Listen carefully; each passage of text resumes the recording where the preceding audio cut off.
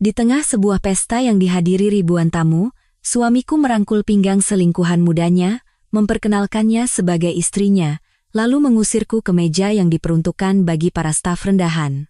Wanita itu menyeringai dan berkata, "Kakak bahkan tidak pantas menyemir sepatu saya."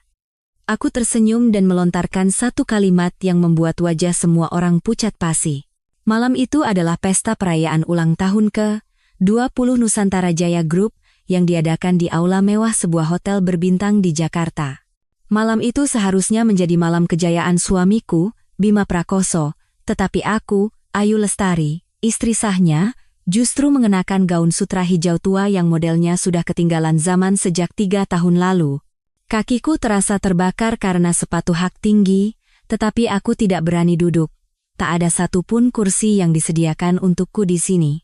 Semua sorotan lampu dan tatapan mata tertuju ke tengah aula. Di sana, Bima Prakoso, dalam setelan jas yang dijahit sempurna, merangkul pinggang seorang wanita muda yang cantik. Dia adalah Riana Sari, sekretaris baru Bima. Rambutnya bergelombang seperti ombak, dan gaun tup-top merahnya membungkus tubuhnya yang sensual. Bima memperkenalkannya satu persatu kepada para mitra bisnis pentingnya. Dengan suara lembut yang belum pernah kudengar selama 10 tahun terakhir, ia berkata, "Perkenalkan, istri saya, Riana." Istri. Dua kata itu menusuk jantungku bagai belati. Tetapi aku tidak bisa menangis. Aku sudah terbiasa. Selama setahun terakhir, aku sudah terbiasa diperlakukan seperti hantu di rumahku sendiri, terbiasa dengan suamiku yang berselingkuh secara terang-terangan. Namun, aku tidak pernah menyangka ia akan melakukan ini di depan ribuan pasang mata. Aku menundukkan kepala, berharap tidak ada yang mengenaliku, tetapi takdir sepertinya ingin mempermainkanku. Setelah berkeliling, Bima dan Riana berjalan lurus menuju meja VIP nomor 1, meja yang telah disiapkan panitia untukku. Itu adalah satu-satunya kursi yang diperuntukkan bagi istri direktur utama. Aku sempat duduk di sana saat pesta baru dimulai, sebelum aku menyadari betapa tidak tahu malunya suamiku. Bima melihatku. Keterkejutan di matanya dengan cepat berubah menjadi jengkel dan dingin. Bukannya berbicara padaku, ia memanggil manajer acara yang berada di dekatnya. Suaranya cukup keras hingga membuat seluruh area VIP hening. "Siapa yang menyuruh istri saya duduk di sini? Meja ini untuk mitra-mitra terpenting kita. Kamu bahkan tidak bisa mengatur tempat duduk dengan benar." Manajer muda itu gemetar, wajahnya pucat pasi. "Maaf, Pak Bima. Tapi kursi ini memang untuk Ibu Ayu." "Istriku ada di sampingku," potong Bima, lalu mengeratkan rangkulannya di pinggang Riana. Seluruh aula menahan napas. Ratusan pasang mata menatapku, campuran antara kasihan, penasaran, dan kepuasan. Darah di tubuhku terasa membeku.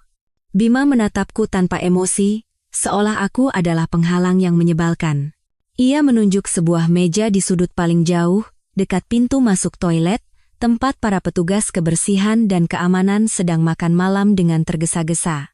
"Kamu duduk di sana saja," katanya dengan nada memerintah. "Jangan mengganggu tamu-tamu berhargaku." Aku membeku di tempat, terpaku. Musik yang tadinya mengalun merdu kini terdengar menusuk telinga. Semua suara di sekitarku menjauh, hanya menyisakan dengungan di telingaku. Ratusan pasang mata seolah menembus tubuhku. Setiap tatapan terasa seperti jarum yang mencabik-cabik kemalanganku yang kini terpampang di depan umum. Aku pernah membayangkan adegan ini, tetapi mengalaminya secara langsung ternyata jauh lebih memalukan dari yang bisa kubayangkan. Saat itulah, Riana, yang tadinya bersandar manja di bahu Bima, melepaskan diri dan berjalan ke arahku. Gerakannya anggun seperti kucing, dan gaun merahnya yang menyala seolah membakar sisa kesabaranku. Ia berhenti di depanku dengan senyum angkuh. "Kak Ayu," suara Riana semanis madu, tetapi setiap katanya setajam silet. "Pak Bima sudah menyiapkan tempat untuk kakak. Duduk saja di sana. Di sini terlalu sesak, tidak cocok untuk kakak." Pandanganku tanpa sadar tertuju pada lehernya. Di bawah cahaya lampu kristal, sebuah kalung berlian berkilauan dengan menyilaukan. Jantungku serasa jatuh. Aku mengenalinya. Itu bukan perhiasan biasa. Bulan lalu, Bima pulang dan mengatakan perusahaan sedang butuh dana darurat. Ia memohon padaku untuk menjual 1 set perhiasan berlian warisan terakhir dari almarhumah ibuku. Ia berjanji akan menebusnya kembali dalam sebulan. Aku mempercayainya. Aku menjual kenangan berharga dari ibuku. Dan sekarang, uang itu melingkar di leher selingkuhannya, menjadi senjata untuk menghinaku. Seolah menyadari tatapanku, Riana menyentuh kalungnya dengan provokatif. Cantik, kan, Kak? Pak Bima bilang ini dirancang khusus hanya untukku. Katanya, hanya aku yang pantas memilikinya. Ia melirik gaun usangku, lalu mencibir. Dengan penampilan seperti itu, kakak tidak pantas duduk di meja VIP. Aku mengepalkan tangan begitu erat hingga kuku-kukuku menancap ke telapak tangan, mengeluarkan darah. Aku harus menahannya. Drama ini belum berakhir. Aku tidak boleh hancur di sini. Karena aku diam, Riana menjadi semakin angkuh. Ia mengira aku takut dan sudah kalah total. Ia membungkukkan badan dan berbisik di telingaku dengan suara paling jahat yang hanya bisa kami berdua dengar. Tahu kenapa Pak Bima mengusir kakak? Karena kakak bahkan tidak pantas membawa sepatuku. Keheningan yang mencekam menyelimutiku. Darah di sekujur tubuhku seolah berhenti mengalir. Amarah, rasa sakit. Kepahitan dari 10 tahun pengkhianatan, dan 1 tahun penindasan, semua itu lenyap seketika, hanya menyisakan kehampaan yang dingin. Ia benar. Di mata Bima, aku sekarang lebih rendah dari seorang pelayan. Ratusan pasang mata masih mengawasiku. Mereka menunggu.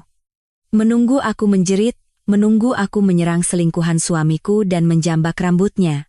Mereka menunggu sebuah sinetron murahan yang penuh air mata. Aku mengangkat kepala. Kutatap lurus mata Riana.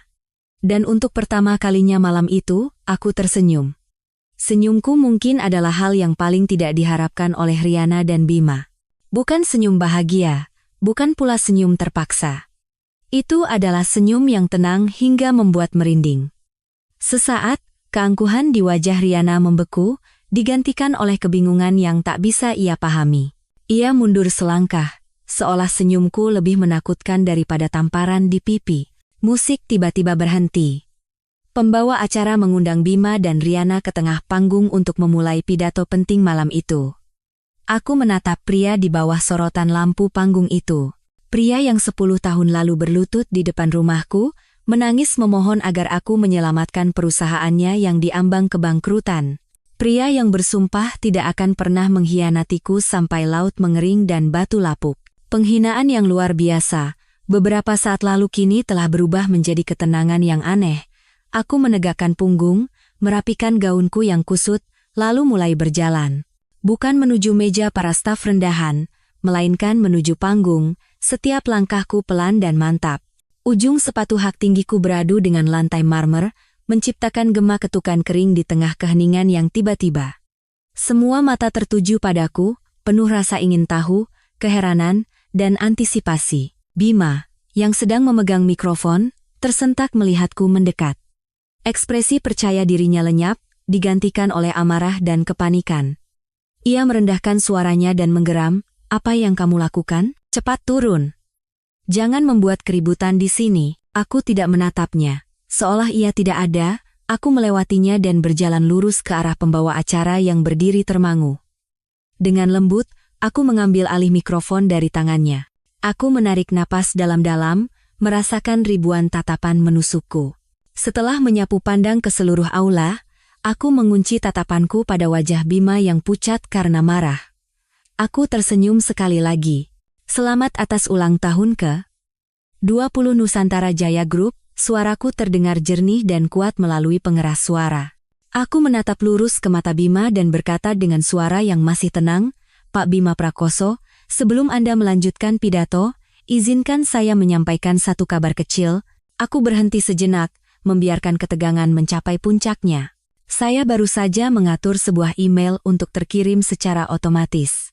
Isinya adalah semua bukti penggelapan dana sebesar 150 miliar rupiah yang Anda lakukan selama 5 tahun terakhir, lengkap dengan bukti pencucian uang melalui perusahaan cangkang dan penggelapan pajak. Email itu akan terkirim secara serentak ke seluruh anggota Dewan Direksi, Direktorat Jenderal Pajak, dan Bareskrim Polri, 1 jam dari sekarang, kecuali jika saya sendiri yang membatalkannya. Aula itu seketika diliputi keheningan mutlak, begitu pekat hingga bisa dipotong dengan pisau. Semua orang menahan napas. Wajah Bima bukan lagi pucat, tetapi berubah menjadi kelabu seperti abu. Ia tergagap, "Apa maksudmu?" Dalam kepanikannya, ia secara refleks mendorong Riana dengan kasar, seolah wanita itu adalah pembawa sial. Riana, yang tidak siap, terhuyung dan jatuh tersungkur di atas panggung. Gaun merahnya terhampar seperti bunga layu. Bima terhuyung-huyung mendekatiku, tetapi kakinya seolah kehilangan kekuatan. Di depan ribuan tamu, dengan setelan jas mahalnya, ia ambruk di lantai panggung, tepat di bawah kakiku. Aku meletakkan mikrofon di atas meja, dengan tenang berbalik, dan turun dari panggung. Aku tidak menoleh ke belakang untuk melihat kekacauan yang terjadi. Jeritan melengking Riana, bisik-bisik kerumunan yang semakin keras, atau pemandangan pria yang pernah menjadi duniaku terkapar di lantai. Aku tidak peduli. Hatiku kini hanyalah sebongkah es yang dingin. Aku berjalan melewati kerumunan yang terbelah seperti lautan Nabi Musa dan keluar dari hotel. Di belakangku, sebuah surga baru saja runtuh berkeping-keping. Malam Jakarta masih gemerlap dengan cahaya lampu, tetapi di mataku, semua itu hanyalah jejak cahaya kabur tanpa fokus. Aku menghentikan taksi dan menyebutkan alamat sebuah villa mewah di kawasan Pondok Indah, tempat yang pernah orang sebut sebagai surga kami.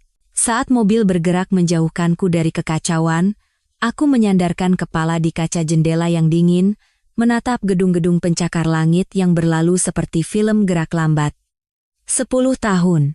10 tahun pernikahan kini terasa seperti mimpi panjang. Aku teringat saat kami baru menikah. Saat itu, Nusantara Jaya Group hanyalah sebuah perusahaan rintisan kecil dengan kantor di sebuah ruko sempit. Aku, lulusan terbaik jurusan keuangan dari Universitas Indonesia, menolak tawaran kerja dari bank ternama. Aku memilihnya. Aku memilih kehidupan di mana aku duduk di jok belakang motor bututnya, mengurus pembukuan kecil bersama, dan makan hanya dengan nasi dan sambal. Di tahun kedua pernikahan kami, perusahaan Bima berada di ambang kebangkrutan setelah ditipu dalam sebuah kontrak besar. Ia terlilit utang dan begitu putus asa hingga berpikir untuk mengakhiri hidupnya. Saat itulah aku berlari pulang ke rumah orang tuaku, berlutut dan menangis memohon bantuan mereka. Aku menjual semua perhiasan peninggalan ibuku, bahkan meminjam uang dari kerabat untuk mendapatkan dana demi menyelamatkan bisnisnya. Hari itu, saat menerima uang itu, Bima memelukku dan menangis seperti anak kecil. "Ayu, ini adalah utang seumur hidupku. Aku tidak akan pernah mengkhianatimu." Saat itu, aku percaya. Aku percaya pada air matanya, pada sumpahnya. Aku percaya bahwa selama kami bersatu, kami bisa melewati badai apapun. Aku membantunya dalam segala hal, mulai dari akuntansi hingga menyiapkan makanan untuk beberapa karyawan yang ada. Aku mendedikasikan masa muda dan karirku untuk menjadi penopang yang kokoh baginya. Namun, sejak kapan mimpi indah itu mulai retak, mungkin aku sendiri tidak ingat persis. Taksi berhenti di depan gerbang megah villa kami. Cahaya kuning yang terpancar dari dalam tidak memberikan kehangatan, hanya rasa sepi dan dingin yang lebih dalam. Aku membayar ongkos dan turun, berdiri di depan gerbang besi yang menjulang. Tiba-tiba aku merasa sangat asing. Betapa banyak curahan hati dan pikiranku untuk merancang dan mendekorasi rumah ini, tetapi rumah ini tidak pernah benar-benar menjadi milikku. Ia hanyalah sangkar emas untuk mengurung seorang istri yang nilai gunanya telah habis. Aku masuk ke dalam rumah yang kosong, begitu sunyi, hingga aku bisa mendengar detak jantungku sendiri. Bima tentu tidak akan pulang malam ini. Ia mungkin sedang menghadapi amarah dewan direksi dan para investor. Aku tidak peduli. Yang kurasakan hanyalah kelelahan yang menusuk tulang. Kelelahan yang menumpuk selama bertahun-tahun. Kapan perubahan Bima dimulai? Mungkin sejak 5 tahun lalu, ketika Nusantara Jaya Group berhasil mendapatkan kontrak senilai 50 miliar rupiah untuk pertama kalinya. Sejak saat itu, ia mulai pulang larut, dan tubuhnya selalu berbau parfum wanita yang asing, aroma yang tidak pernah sama. Awalnya ia beralasan itu demi menjamu klien, demi pekerjaan. Aku berusaha untuk percaya. Aku menipu diriku sendiri bahwa suamiku masihlah pria yang sama seperti dulu. Tetapi alasan itu semakin jarang terdengar, digantikan oleh kejengkelan dan ketidaksenangan. Ia mulai menyalahkanku. Menyalahkan cara berpakaianku yang kampungan, menyalahkanku karena tidak bisa bergaul, dan yang paling menyakitkan, ia menyalahkanku karena tidak bisa memberinya anak. Saat itulah ibu mertuaku, Ibu Sumarni, datang dari kampung dan tinggal bersama kami. Ia datang bukan untuk merawat anak, melainkan seolah bersekutu dengan putranya untuk menyerangku. Ia bercerita ke seluruh tetangga bahwa aku adalah perempuan mandul. Setiap kali makan, ia akan menghela napas menatapku, lalu menoleh pada Bima dan berkata dengan penuh arti, "Kasihan sekali keluarga kita ini. Bima sudah begitu sukses dan pintar, tapi tidak punya anak untuk meneruskan keturunan. Kalau perempuan sudah tidak bisa punya anak, badannya pasti rusak. Bagaimana bisa menjaga suami?" Kata-katanya adalah pisau beracun yang menusuk harga diriku, tetapi yang lebih menyiksaku adalah sikap Bima. Ia diam. Keheningannya adalah persetujuan. Ia menjadikan kata-kata ibunya sebagai alasan sempurna untuk perselingkuhannya. Ia mulai menginap di luar secara terang-terangan dan tidak lagi menyembunyikan hubungan-hubungannya. Lalu, Riana Sari muncul. Seorang sekretaris yang muda, cantik, dan yang terpenting, tahu cara menyenangkannya. Bima membawa Riana ke perusahaan, memberinya posisi yang tidak sesuai dengan kemampuannya, dan sejak saat itu, nerakaku dimulai secara resmi. Ia tidak lagi bersembunyi. Ia dengan bangga membawa Riana bertemu mitra bisnis, membelikannya barang-barang mewah yang bahkan tidak berani kuimpikan. Ia bahkan membawa wanita itu ke rumah ini saat aku sedang dinas keluar kota. Aku berkali-kali bertanya pada diri sendiri, mengapa aku tidak bisa punya anak? Kami sudah memeriksakan diri ke beberapa rumah sakit besar. Dokter mengatakan kami berdua sama-sama sehat dan tidak ada masalah apapun. Tetapi entah kenapa, setelah bertahun-tahun, aku tidak kunjung hamil. Setiap kali memegang hasil USG yang bertuliskan tidak ditemukan kelainan, aku merasa sangat putus asa. Dan keputusasaan itu menjadi amunisi bagi Bima dan ibunya untuk menyalahkanku. Setahun yang lalu, pada suatu sore yang hujan, aku sedang merapikan gudang yang penuh dengan barang-barang lama. Di antara tumpukan kardus usang, buku-buku dan dokumen yang warnanya telah pudar, aku menemukan sebuah ponsel.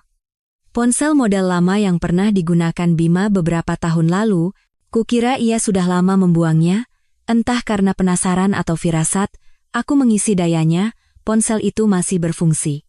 Aku membuka kotak pesannya. Dan saat itu juga, duniaku runtuh sepenuhnya. Di dalamnya tersimpan ratusan pesan yang Bima kirim dan terima dari Riana sejak mereka baru mulai berhubungan. Bisikan-bisikan manis dan pengakuan cinta yang membara yang belum pernah ia ucapkan padaku.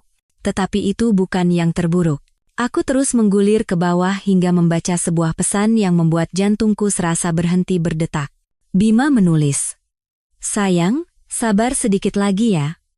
Begitu semua aset perusahaan berhasil aku pindahkan ke rekening luar negeri atas nama kita berdua, aku akan langsung usir perempuan mandul itu. Saat itu, posisi Nyonya Nusantara Jaya Group resmi jadi milikmu. Aku janji." Riana membalas, "Terus rumah itu gimana?" "Aku nggak mau tinggal di rumah yang ada bekas jejak perempuan itu." Bima mengirim lagi, "Tenang saja. Rumah itu atas nama perusahaan. Waktu cerai nanti, dia nggak akan dapat sepeser pun. Akan aku usir dia dengan tangan kosong." Perempuan mandul. Julukan kejam yang sering diucapkan ibu mertuaku di belakangku, kini diketik langsung dari jari suamiku. Aku terduduk lemas di lantai gudang yang dingin. Ponsel itu jatuh dari tanganku, langit dan bumi serasa berputar. Perlakuan dingin dan penghinaan semua itu bukan karena kebenciannya padaku, melainkan bagian dari sebuah rencana yang diperhitungkan dengan cermat. Ia tidak hanya ingin bercerai, ia ingin menghancurkanku. Setelah mengisap habis 10 tahun masa muda dan usahaku, ia ingin mengusirku ke jalanan tanpa sepeser pun uang. Aku tidak tahu berapa lama aku duduk di sana. Air mataku sudah mengering, dan yang tersisa di dalam dada hanyalah kebencian yang mendidih. Aku berpikir untuk meledak dan mengkonfrontasinya. Tetapi apa yang akan kudapatkan? Ia akan mengelak, dan di hadapan semua yang telah ia siapkan, aku hanya akan menjadi lebih sengsara. Tidak, Aku tidak boleh hancur seperti ini. Aku tidak boleh membiarkan dua manusia licik itu mencapai tujuan mereka. Jika ia ingin bermain drama, aku akan ikut berakting. Aku akan memainkan peran sebagai istri yang penurut, bodoh, dan putus asa. Aku akan membuatnya lengah. Dan dalam kegelapan, aku akan diam-diam mengumpulkan bukti satu persatu. Pada hari ia merasa paling berjaya dan paling mulia, aku akan melancarkan serangan mematikan yang akan menyeretnya dari surga ke neraka. Dan hari itu adalah malam ini. Aku terduduk lemas di lantai gudang yang dingin.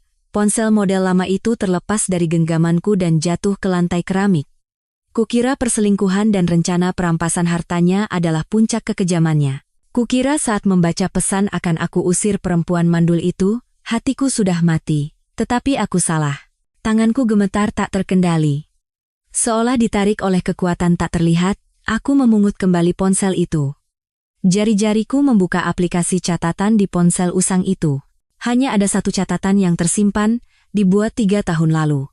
Hanya beberapa kata singkat, tetapi itu adalah vonis mati yang membanting pintu harapan terakhirku dan kepercayaanku pada kemanusiaan. Bima menulis, vitamin ayo. Ganti isinya dengan pil KB. Ganti botol setiap 3 bulan. Arus listrik dingin mengalir di punggungku. Aku teringat 3 tahun lalu, saat Bima tiba-tiba mulai memperhatikan kesehatanku. Ia memberiku sebotol vitamin yang katanya sangat mahal, produk impor. Ia berpesan agar aku meminumnya setiap hari. Minum ini biar sehat, supaya kita cepat punya anak, katanya. Ia begitu perhatian hingga setiap malam ia sendiri yang mengambilkan air dan menyiapkan pil itu untukku. Aku terharu. Kukira ia masih mengkhawatirkanku dan sangat menginginkan seorang anak. Tenggorokanku terasa kering. Aku terhuyung-huyung bangkit dan berlari ke kamar tidur. Di atas meja rias, botol kaca coklat berisi vitamin itu masih ada. Dengan tangan gemetar, aku membuka tutupnya dan menuangkan beberapa butir yang tersisa ke telapak tanganku. Aku sudah berhenti meminum pil ini sejak setahun yang lalu. Bukan karena curiga, tetapi sejak menemukan pesan-pesan itu, aku tidak ingin menerima apapun darinya lagi. Keesokan harinya, aku membawa pil-pil itu ke sebuah laboratorium analisis independen. Aku berbohong dengan mengatakan bahwa ini adalah obat yang kubeli secara online dan aku ingin memastikan kandungannya. 2 hari kemudian, aku menerima hasilnya melalui email. Itu bukan vitamin. Itu adalah pil kontrasepsi dosis tinggi yang diminum setiap hari. Aku duduk tanpa bergerak di dalam mobil selama berjam-jam, memegang hasil analisis itu. Air mata bahkan tidak keluar. Jadi begitu. Alasan aku tidak bisa punya anak bukan karena diriku, melainkan karena pria yang tidur di sampingku. Ia telah meracuniku selama bertahun-tahun. Ia telah merampas hakku untuk menjadi seorang ibu. Ia telah membuatku, di mata ibunya dan dunia, menjadi seorang wanita yang tubuhnya rusak, seorang wanita mandul. Semua tuduhan dan hinaan Ibu Sumarni, tatapan kasihan teman-teman, dan rasa bersalahku sendiri semua itu ada dalam rencananya. Ia butuh alasan yang sah untuk mencampakkanku, dan alasan apa yang lebih meyakinkan daripada seorang istri yang tidak bisa memberinya keturunan? Ia tidak hanya menginginkan uang. Ia ingin menghancurkanku dari akarku, menghancurkan martabat dan masa depanku. Kebencian yang pekat dan hitam melonjak naik dan menelanku. Rasa sakit karena pengkhianatan emosional tidak ada lagi. Yang tersisa hanyalah kebencian seseorang yang terpojok.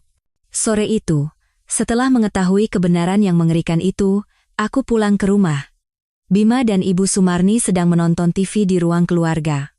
Melihatku pulang, Ibu Sumarni kembali memulai lagu lamanya. Baru pulang jam segini? Percuma kamu berdoa dimanapun. Kalau sudah takdirnya. Sebelum ia menyelesaikan kalimatnya, aku jatuh tersungkur di lantai di hadapan mereka. Aku tidak berteriak. Aku hanya menangis. Menangis terseduh-seduh, seperti belum pernah menangis sebelumnya. Aku menangisi kebodohanku, menangisi 10 tahun masa mudaku yang terinjak-injak. Tetapi di mata mereka, itu pastilah air mata keputusasaan dan penerimaan takdir. Bima dan Ibu Sumarni tampak terkejut sejenak, tetapi kemudian aku melihat mereka saling bertukar pandang penuh kepuasan. Sandiwaraku secara resmi dimulai. Sejak hari itu, Aku menjadi orang yang berbeda. Aku bukan lagi Ayu Lestari, magister keuangan yang cerdas. Aku adalah perempuan mandul, bayangan yang melayang seperti hantu di rumahku sendiri. Aku tidak lagi merias wajah atau berbelanja. Aku hanya mengenakan pakaian berwarna kusam dan usang, dan rambutku selalu acak-acakan. Aku mulai menjadi vegetarian dan sering melantunkan doa-doa. Aku berkata pada Bima bahwa aku sudah menerima takdir dan tidak lagi mengharapkan apa-apa, hanya ingin diizinkan tinggal di rumah ini untuk merawat abu leluhur. Bima dan Ibu Sumarni tidak bisa menyembunyikan kegembiraan mereka. Mereka benar-benar lengah. Ibu Sumarni berkata pada tetangga, Ayu sekarang sudah tahu diri. Mungkin dia ke orang pintar dan dibilang tidak punya takdir punya anak, jadi dia pasrah. Bima menjadi semakin bebas. Ia lebih sering membawa Riana ke rumah, bahkan menyuruhku membuatkan makanan dan menyajikan teh untuknya. Aku melakukan semuanya. Aku menunduk, menyeduh teh dan menyajikannya pada selingkuhan suamiku dengan tangan gemetar. Aku mendengarkan saat wanita itu memberiku instruksi tentang cara mendekorasi ulang kamar tidur agar sesuai dengan selera Bima. Aku menelan semua penghinaan. Mereka melihatku sebagai mayat hidup, jiwa yang telah takluk sepenuhnya. Mereka salah. Aku lebih jernih dan tenang dari sebelumnya. Siang hari aku adalah istri yang penurut, tetapi ketika malam tiba dan seisi rumah tertidur, saat Bima sibuk dengan selingkuhannya di kamar sebelah, sang magister keuangan mulai bekerja. Aku menggunakan keahlian yang kutinggalkan demi dia untuk memulai penyelidikan. Aku menghubungi kembali rekan-rekan lama, orang-orang yang pernah mendampingiku dan Bima di masa-masa awal perusahaan. Terutama Pak Santoso, mantan kepala bagian akuntansi. Ia adalah orang yang jujur dan dipecat secara tidak adil 3 tahun lalu hanya karena menolak menandatangani kontrak fiktif dan laporan keuangan yang dimanipulasi. Aku menemuinya di rumahnya dan menceritakan semuanya.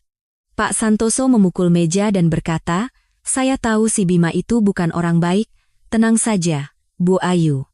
Saya masih menyimpan beberapa hal.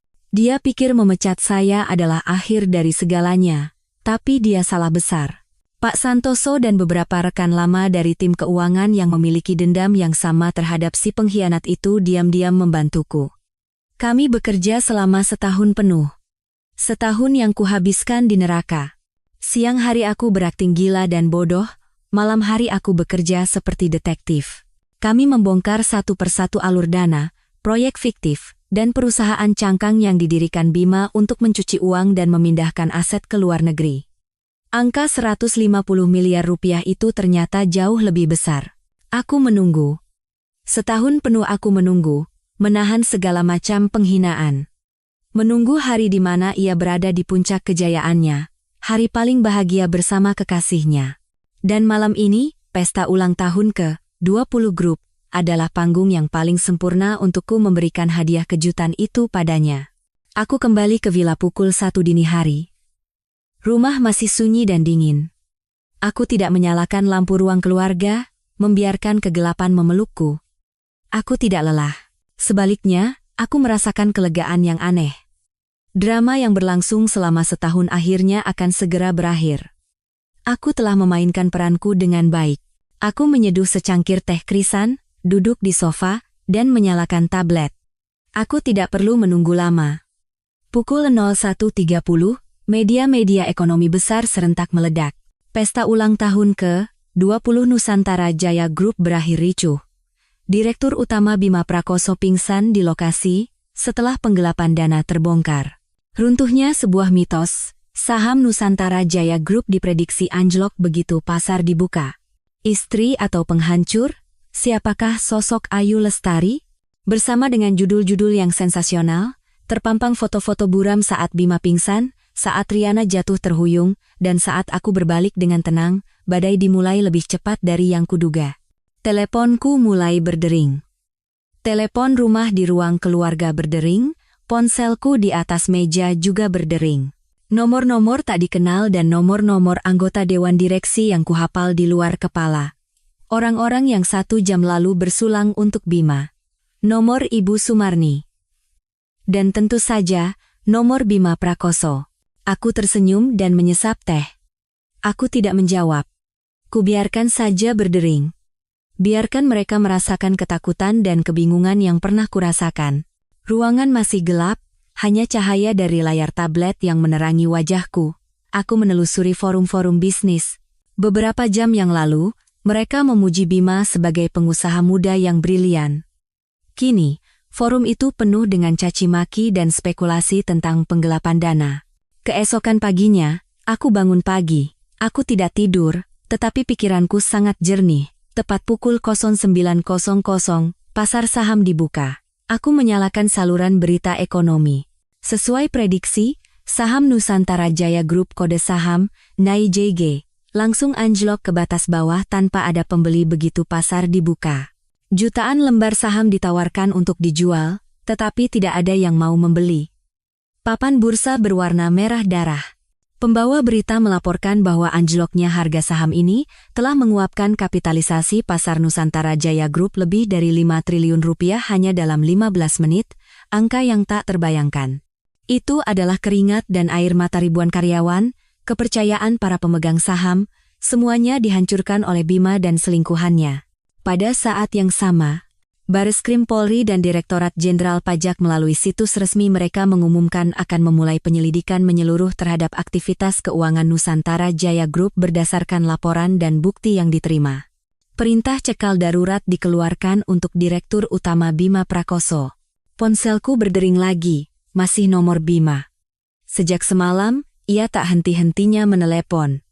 Kali ini, aku dengan tenang menekan tombol jawab, tetapi tidak berkata apa-apa. Hening selama beberapa detik di seberang sana. Kemudian, meledaklah teriakan histeris seperti raungan binatang buas yang terpojok. Ayu, kamu gila, kamu sudah gila, kamu menghancurkan segalanya. Kamu menghancurkan Nusantara Jaya, menghancurkanku. Suara Bima serak parau. Sosoknya yang elegan dan percaya diri semalam lenyap tak berbekas. Aku masih diam, menyesap tehku. Keheninganku sepertinya membuatnya semakin gila. Dari mana kamu dapat semua itu? Semuanya palsu. Itu fitnah. Aku akan menuntutmu. Aku akan menjebloskanmu ke penjara. Aku tertawa dingin, tawa kecil yang terdengar hingga ke seberang. Pak Bima, kalau itu semua palsu, kenapa Anda menelepon saya? Suaraku sedingin es. Anda seharusnya menelepon pengacara atau polisi. Kenapa menelepon orang yang memfitnah Anda? Seberang sana tiba-tiba hening. Seolah kata-kataku menyiram air dingin ke amarahnya. Ia sadar aku tidak bercanda. Ia sadar bukti-bukti itu nyata. Terdengar napasnya yang berat. Kemudian, suaranya melembut, berubah dari teriakan menjadi permohonan dengan sangat tiba-tiba. Ayu. Ayu. Kita ini suami istri, kan? 10 tahun, Ayu. 10 tahun. Pasti ada kenangan. Apapun masalahnya, kita bisa bicarakan baik-baik. Apa yang kamu mau? Aku akan berikan semuanya. Uang. Berapa banyak uang yang kamu mau? Uang. Sampai detik ini pun, ia masih berpikir yang kubutuhkan adalah uang. 10 tahun lalu, dengan suara inilah ia memohon agar aku menjual perhiasan warisan untuk menyelamatkannya. 10 tahun kemudian, suara yang sama mencoba menawarku dengan uang. Pak Bima, potongku. Bicarakan saja itu pada penyidik. Kamu pikir kamu menang? Teriaknya lagi. Kamu pikir aku akan diam saja? Saat itu, terdengar jeritan melengking Riana dari seberang telepon. Bima, suruh perempuan itu kirim email. Suruh dia hapus sekarang juga. Ayahku dipanggil ke ruang audit, suruh dia berhenti sekarang. Ah, jadi begitu. Benteng pertahanan terakhirnya, ayahnya, juga terkena imbasnya. Aku tersenyum. Pak Bima, kataku pelan. Anda ingat apa yang dikatakan sekretaris cantik Anda pada saya semalam? Katanya, saya bahkan tidak pantas menyemir sepatunya. Aku berhenti sejenak. Nah, sekarang coba Anda pikir, apakah kalian berdua adalah orang-orang yang pantas untuk saya ajak bicara? Dari seberang sana, terdengar suara sesuatu yang pecah, suara barang-barang yang dibanting.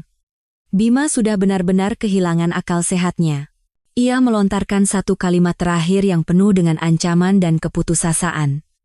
Aku peringatkan kamu, Ayu Lestari, Segera cabut laporanmu dan musnahkan semua bukti. Kalau tidak, akan kubuat kamu lenyap dari Jakarta ini. Kamu mau mati? Anda mengancam saya? Aku masih mempertahankan nada suaraku yang tenang. Sebaiknya Anda tahu, Pak Bima. Saya punya puluhan salinan dari semua bukti itu, disimpan di berbagai tempat di dalam dan luar negeri. Kalau sampai terjadi sesuatu padaku, bahkan kecelakaan lalu lintas sekecil apapun, Anda tidak hanya akan masuk penjara sebagai penjahat ekonomi. Anda akan masuk sebagai pembunuh. Seberang sana benar-benar hening, hanya terdengar suara napas yang kasar dan geraman gigi. Percakapan kita sampai di sini, kataku. Oh, dan jangan telepon lagi, saya tidak punya hobi bicara dengan penjahat. Aku memutus telepon di tengah teriakannya yang belum selesai. Aku mematikan ponsel. Dunia kembali sunyi. Aku menggenggam erat ponselku. Suara Bima masih terngiang di telingaku. Kamu mau mati? Raungannya tidak membuatku takut. Itu hanya memperlihatkan dengan lebih jelas wajah asli seekor binatang yang terpojok. Aku tertawa dingin. Anda mengancam saya? Suaraku setenang danau tak beriak. Sebaiknya Anda tahu, Pak Bima. Saya punya puluhan salinan dari semua bukti itu, disimpan di berbagai tempat di dalam dan luar negeri, di tangan para pengacara paling andal. Aku menekankan setiap kata. Kalau sampai terjadi sesuatu padaku, bahkan kecelakaan lalu lintas sekecil apapun atau insiden yang disebabkan oleh penyakit mendadak, bukti-bukti itu akan langsung dipublikasikan jauh lebih luas dari sekarang. Saat itu, Anda tidak hanya akan masuk penjara sebagai penjahat ekonomi, Anda akan masuk sebagai pembunuh. Seberang sana benar-benar hening. Hanya terdengar suara napas yang kasar seperti banteng terluka. Ia tahu aku tidak bercanda. Ia tahu bahwa Ayu Lestari, magister keuangan yang pernah bersamanya membangun kerajaan ini dari nol, tidak akan pernah meninggalkan celah jika sudah bertindak. Saat itulah, jeritan tajam dan histeris dari belakang Bima memecah keheningan. Suara Riana. Bima, lakukan sesuatu. Suruh perempuan itu kirim email. Suruh dia berhenti sekarang. Ayahku. Ayahku baru saja dipanggil ke ruang audit. Katanya harus memberikan keterangan terkait proyek. Cepat suruh dia berhenti. Cepat. Jadi begitu. Benteng pertahanan terakhirnya, pejabat kecil di bagian perencanaan yang ia dan Bima anggap sebagai perisai kokoh, telah tumbang oleh badaiku. Aku bisa membayangkan wajahnya yang panik. Selama ini ia angkuh padaku, tetapi di hadapan kekuasaan sejati, ia hanyalah boneka yang talinya putus. Terdengar suara Bima membentaknya, diam kamu, tidak berguna. Lalu ia kembali padaku. Suaranya sudah kehilangan semua kesabaran, hanya tersisa keputusasaan. Ayu, aku mohon. Berapa yang kamu mau? 50 miliar? 100 miliar? Sebutkan saja angkanya. Maafkan aku sekali ini saja. Aku tertawa terbahak-bahak. Kali ini tawa yang lebih keras. Pak Bima, apa Anda masih belum mengerti? Aku memandang keluar jendela. Kota masih tertidur lelap, tidak tahu bahwa sebuah kerajaan baru saja runtuh. Anda ingat apa yang dikatakan sekretaris cantik Anda pada saya semalam? Katanya, saya bahkan tidak pantas menyemir sepatunya. Aku berhenti sejenak, membiarkan keheningan memanjang. Nah, sekarang coba Anda pikir, kataku perlahan. Apakah kalian berdua adalah orang-orang yang pantas untuk saya ajak bicara? Aku tidak menunggu jawabannya. Aku tidak ingin lagi mendengar permohonan palsu atau ancaman histeris. Dengan tenang, aku menekan tombol daya. Layar ponsel padam, dan ruangan kembali ke kesunyiannya. Aku tidak punya hobi bicara dengan penjahat, apalagi dengan mereka yang sudah kuputuskan tidak akan pernah kumaafkan. Aku membuka ponsel daruratku. Sebuah ponsel sederhana yang hanya menyimpan beberapa nomor penting yang sudah kusiapkan sejak lama. Pertama, aku menelepon pengacara Irawan. Ia adalah teman kuliahku, seorang pengacara ekonomi yang terkenal jujur dan tajam. Selama 6 bulan terakhir, ia diam-diam memberiku nasihat hukum. Pak Irawan, ini saya, Ayu, kataku singkat. Semuanya sudah dimulai, sesuai rencana. Tolong siapkan surat gugatan cerai, tuntutan pembagian harta, dan yang terpenting, permohonan sita jaminan untuk membekukan semua aset Bima Prakoso, dan pihak-pihak terkait. Lakukan besok pagi. Dari seberang sana, suara Pak Irawan terdengar tenang. Semua sudah siap. Jangan khawatir, Bu Ayu. Saya tahu persis apa yang harus dilakukan. Aku menutup telepon. Kedua, dan yang terpenting, aku menarik napas dalam-dalam dan menekan nomor yang sudah kuhafal lebih dari 10 tahun tetapi tidak pernah berani kuhubungi. Nada sambung berbunyi 3 kali, lalu terdengar suara seorang pria paruh baya yang serak karena baru bangun tidur, tetapi tetap berwibawa. Halo? Tenggorokanku tercekat. Profesor Yunus, ini saya, Ayu. Maaf menelepon selarut ini. Hening selama beberapa detik, lalu suaranya menjadi sangat jernih. Ayu? Ini benar kamu, Ayu? Astaga. Saya baru saja melihat beritanya di internet, ternyata benar itu kamu. Profesor Yunus. Ia adalah dosen pembimbingku saat kuliah dan guru yang paling kuhormati. Ia tidak hanya mengajariku tentang keuangan, tetapi juga tentang etika profesi. Beberapa tahun lalu, saat aku masih menjadi mahasiswi terbaiknya, beliau tersandung skandal akademis plagiarisme yang didalangi oleh rekannya yang iri. Semua orang menjauhinya, bahkan pihak universitas pun lepas tangan, hanya aku yang percaya beliau tidak bersalah. Aku begadang selama 2 minggu, menelaah ribuan halaman data dan menganalisis semuanya hingga menemukan bukti kuat bahwa beliau difitnah dan berhasil membuka kedok pelakunya. Beliau berkata, tidak akan pernah melupakan jasaku. Setelah itu, namanya bersih dan beliau pindah menjadi penasihat senior di Direktorat Jenderal Pajak. Sebuah posisi yang berwibawa, tetapi sangat bersih. Iya, Prof, ini saya, kataku, menahan emosi. Saya sedang dalam masalah besar. Saya butuh bantuan Profesor. Bukan untuk saya, tetapi untuk kebenaran. Suara Profesor Yunus menjadi tegas. Saya tahu. Si Bima itu, saya tahu suatu saat akan seperti ini. Dia terlalu cepat naik, terlalu serakah. Kamu di mana sekarang? Kamu aman? Saya aman, Prof. Jangan khawatir. Semua bukti ada di tangan saya. Tetapi saya tidak tahu harus mulai dari mana agar mereka tidak bisa lolos. Tenanglah, kata Profesor dengan nada menenangkan. Apa yang kamu lakukan malam ini memang sedikit nekat, tetapi itu adalah guncangan yang diperlukan untuk menggerakkan segalanya. Sekarang, semua harus ditangani sesuai prosedur. Besok pagi jam 9, datanglah ke kafe di gang toko buku bekas dekat kampus kita dulu, tempat kita biasa bertemu. Bawa semua dokumenmu. Tahu tempatnya, kan? Kita bicara detail di sana. Saya punya utang besar padamu, Ayu. Biarkan kali ini saya yang membayarnya. Aku menutup telepon, tiba-tiba air mataku tumpah. Air mata pertama yang kuteteskan malam ini. Bukan air mata sakit hati atau penghinaan, tetapi air mata syukur. Di dunia yang gelap dan penuh pengkhianatan ini, masih ada orang-orang seperti Profesor Yunus. Kebaikan dan keadilan masih ada. Malam itu aku tidak tidur. Aku duduk di ruang kerja, menyusun semua dokumen, data, rekaman suara, dan riwayat transaksi bank ke dalam sebuah USB secara sistematis. Tanganku tidak lagi gemetar. Sebaliknya, begitu presisi hingga terasa dingin. Keesokan paginya, aku bangun pagi. Aku tidak menonton TV atau membaca koran. Aku menyeduh secangkir kopi hitam tanpa gula. Aku butuh kejernihan mutlak. Tepat pukul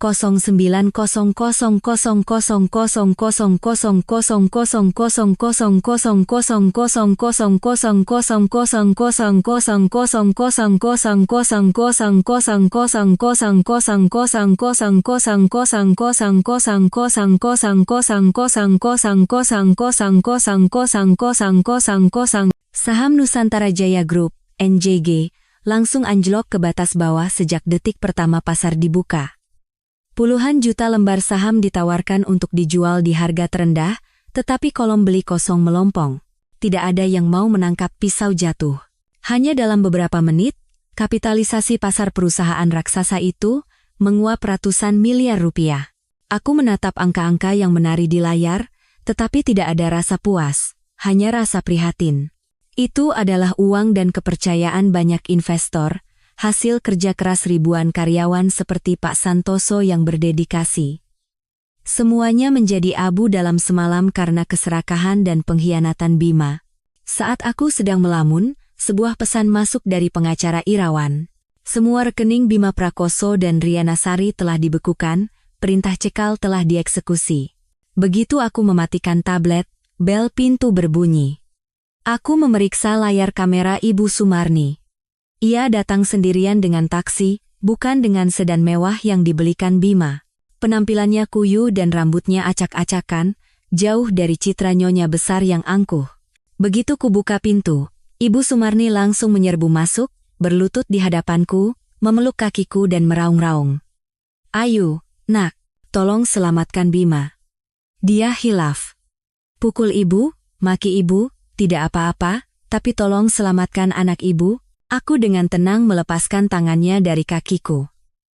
Aku menatap wanita yang menangis pilu di lantai itu. Wanita yang baru seminggu lalu memakiku sebagai perempuan mandul dan menikmati saat putranya menghinaku. "Ibu," kataku tenang. "Orang yang harus ibu mohon bukan saya. Ibu harus memohon pada hukum, dan orang yang harus ibu salahkan adalah putra ibu sendiri." Saat itu, berita pukul 10 pagi tayang di TV. Suara pembawa berita terdengar jelas.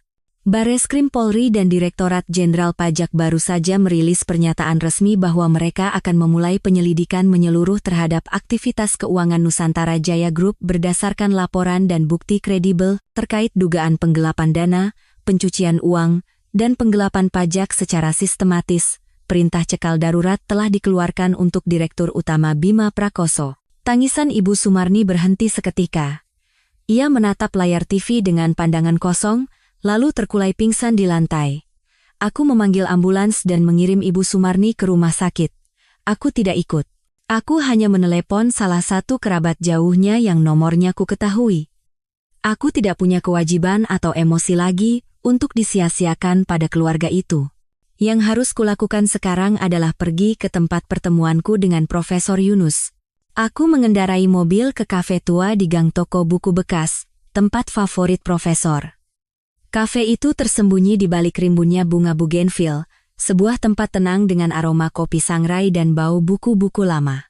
Sangat kontras dengan hotel bintang 5 yang mewah namun penuh kepalsuan semalam. Profesor Yunus sudah menunggu di meja sudut. Ia tampak lebih tua dari terakhir kali aku melihatnya. Rambutnya memutih, tetapi matanya di balik kacamata tebal itu masih tajam dan hangat. Melihatku, beliau tersenyum lembut.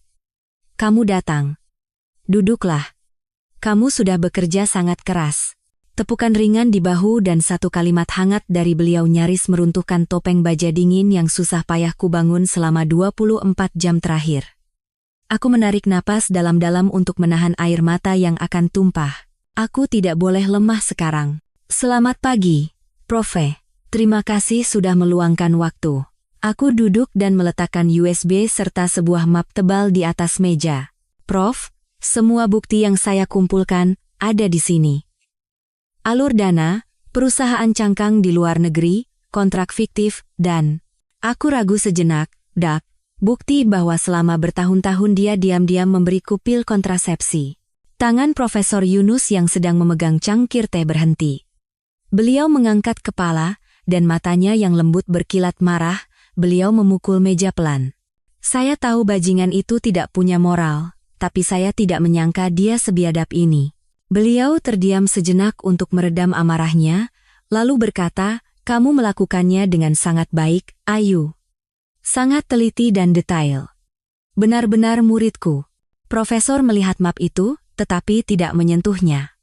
Lalu ia melanjutkan, "Tapi jangan berikan ini padaku." Aku bingung.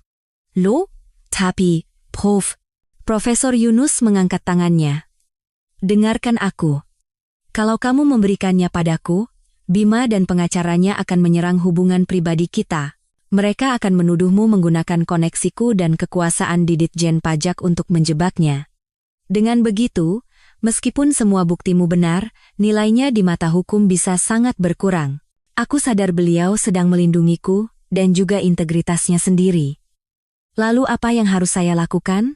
"Kamu harus menyerahkannya sendiri atas namamu, kata Profesor tegas. Pergilah langsung ke Bareskrim Polri, ke bagian Direktorat Tindak Pidana Ekonomi dan Khusus. Merekalah yang sekarang menangani kasus-kasus ekonomi besar. Laporkan sebagai istri sah dan korban langsung. Dokumenmu dan bukti bahwa ia meracunimu akan menjadi bukti tak terbantahkan. Hukum harus melindungimu. Profesor menatapku dengan tatapan penuh keyakinan. Lakukan seperti kataku. Bawa semua ini dan pergi ke sana sekarang juga. Saya tidak bisa campur tangan langsung dalam proses penyidikan, tetapi saya akan memastikan pihak di sana menangani kasusmu dengan benar, cepat, dan yang terpenting, menjamin keselamatanmu sepenuhnya. Profesor meletakkan tangannya di atas map dan menepuknya pelan. Si Bima itu tidak akan bisa macam-macam denganmu lagi sekarang. Ayu, kamu adalah saksi kunci paling penting dalam kasus ini. Meskipun butuh waktu, percayalah pada keadilan. Aku menunduk dan mengambil kembali map itu.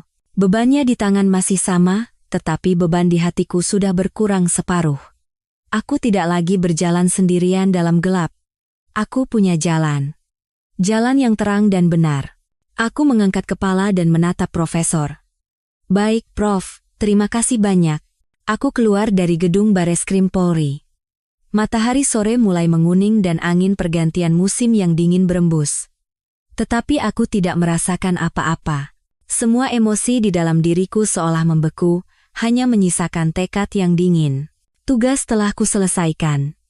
Map tebal berisi kesabaran dan air mata selama setahun kini aman di atas meja para penegak hukum. Dadu telah dilempar, dan aku tidak bisa kembali lagi. Aku mengendarai mobil kembali ke villa, ke tempat yang kini hanyalah cangkang kosong. Aku tidak langsung masuk, tetapi duduk di dalam mobil, menyandarkan kepala di setir. Kelelahan akhirnya datang menyerbu. Bukan hanya lelah fisik, tetapi juga lelah mental. Pertarungan ini, menang atau kalah, telah merenggut terlalu banyak dariku. Saat itu, ponsel daruratku berdering. Pengacara Irawan. Aku menarik napas dalam-dalam, menenangkan suaraku, dan menekan tombol jawab. Ya, Pak Irawan. Suara Pak Irawan terdengar profesional, tetapi tidak bisa menyembunyikan sedikit kegembiraan. Saya baru saja dalam perjalanan pulang dari pengadilan. Ada kabar baik untuk Bu Ayu. Jantungku berdebar sedikit lebih cepat. Bagaimana hasilnya? Permohonan kita diterima oleh pengadilan, katanya cepat. Berdasarkan bukti awal yang Ibu berikan, terutama catatan transfer ke luar negeri dan pengalihan aset ke Riana Sari, pengadilan menilai ada indikasi kuat upaya penyembunyian aset. Mereka langsung mengeluarkan surat keputusan sita jaminan. Apa artinya itu? Meskipun sudah siap, aku bertanya lagi untuk memastikan. Artinya, suara Pak Irawan menjadi tegas, seluruh harta atas nama Bima Prakoso Property, rekening bank, saham, kendaraan semuanya dibekukan. Dan yang lebih penting, ia berhenti sejenak, semua aset yang ia alihkan ke sekretarisnya itu apartemen penthouse mewah di Sudirman, 2 mobil impor, dan rekening bank yang ia gelontorkan uang mengalami nasib yang sama. Semuanya disegel dan menunggu putusan pengadilan. Aku memejamkan mata. Apartemen penthouse itu, tempat yang sering diunggah Riana di media sosial dengan tulisan kehidupan sang ratu. Tempat yang ia gunakan untuk mengejek penampilanku yang usang dan kampungan, kini hanyalah sangkar emas yang terkunci. Terima kasih, Pak Irawan, suaraku sedikit serak. Sama-sama. Ini sudah tugas saya, jawab Pak Irawan. Ini baru permulaan, Bu Ayu. Tapi ini adalah langkah pertama yang sangat penting. Kita telah memutus jalur dana Bima, jadi ia tidak bisa menggunakan uangnya untuk melobi atau mengganggu Ibu. Aku menutup telepon dan menghela napas panjang. Tidak ada kegembiraan kemenangan. Hanya rasa lega yang aneh. Satu pintu kejahatan telah terbanting menutup. Aku menatap villa yang pernah kuanggap rumah. Kini tempat itu juga ikut dibekukan sebagai bagian dari aset sengketa, tetapi tidak ada penyesalan. Benda-benda materi itu sejak awal tidak pernah benar-benar menjadi milikku. Kabar bahwa seluruh aset Bima Prakoso dibekukan menyebar lebih cepat dari api. Dunia keuangan gempar, dan para pemegang saham Nusantara Jaya Group cemas, ponsel daruratku mulai berdering lagi. Tapi kali ini bukan telepon ancaman atau permohonan, melainkan nomor-nomor yang sama sekali tidak kukenal. Aku ragu sejenak, lalu mengangkatnya. Halo? Apakah ini dengan Ibu Ayu Lestari, istri dari Pak Bima? Terdengar suara pria tua yang berwibawa. Suara yang penuh hormat, tetapi tersirat urgensi. Betul. Dengan siapa saya bicara? Bu Ayu, saya Wardoyo, kata pria itu. Pak Wardoyo, mungkin ibu tidak ingat, tapi saya adalah salah satu orang yang ikut mendirikan Nusantara Jaya Group bersama almarhum ayah ibu, Pak Wardoyo. Jantungku berdesir pelan. Bagaimana mungkin aku lupa? Pak Wardoyo adalah sahabat karib ayahku, seorang insinyur yang brilian dan jujur. Dulu, beliau dan ayahku mempertaruhkan seluruh harta mereka untuk mendirikan Nusantara Jaya bersama Bima. Tetapi setelah ayah meninggal, Bima dengan licik membeli saham Pak Wardoyo dengan harga murah dan menendangnya keluar dari perusahaan yang sudah dianggap seperti anaknya sendiri. Ya, saya ingat, Pak Wardoyo. Apa kabar, Pak? Sehat? Suaraku terdengar penuh emosi. Saya baik-baik saja, Pak Wardoyo tertawa getir. Hanya sudah tua dan tidak menyangka akan melihat hari seperti ini. Ayu, suara Pak Wardoyo menjadi serius. Saya meneleponmu pertama-tama untuk mengucapkan terima kasih. Terima kasih karena sudah berani membongkar kedok si Bima itu. Dia sudah keterlaluan. Dia menjadikan Nusantara Jaya, perusahaan yang dibangun dengan darah dan keringat ayahmu dan kami semua, sebagai mesin cuci uang pribadinya. Saya hanya melakukan apa yang harus saya lakukan, Pak. Tidak, potong Pak Wardoyo. Apa yang kamu lakukan bukan hanya untuk mencari keadilan pribadimu, tetapi juga untuk menyelamatkan seluruh Nusantara Jaya.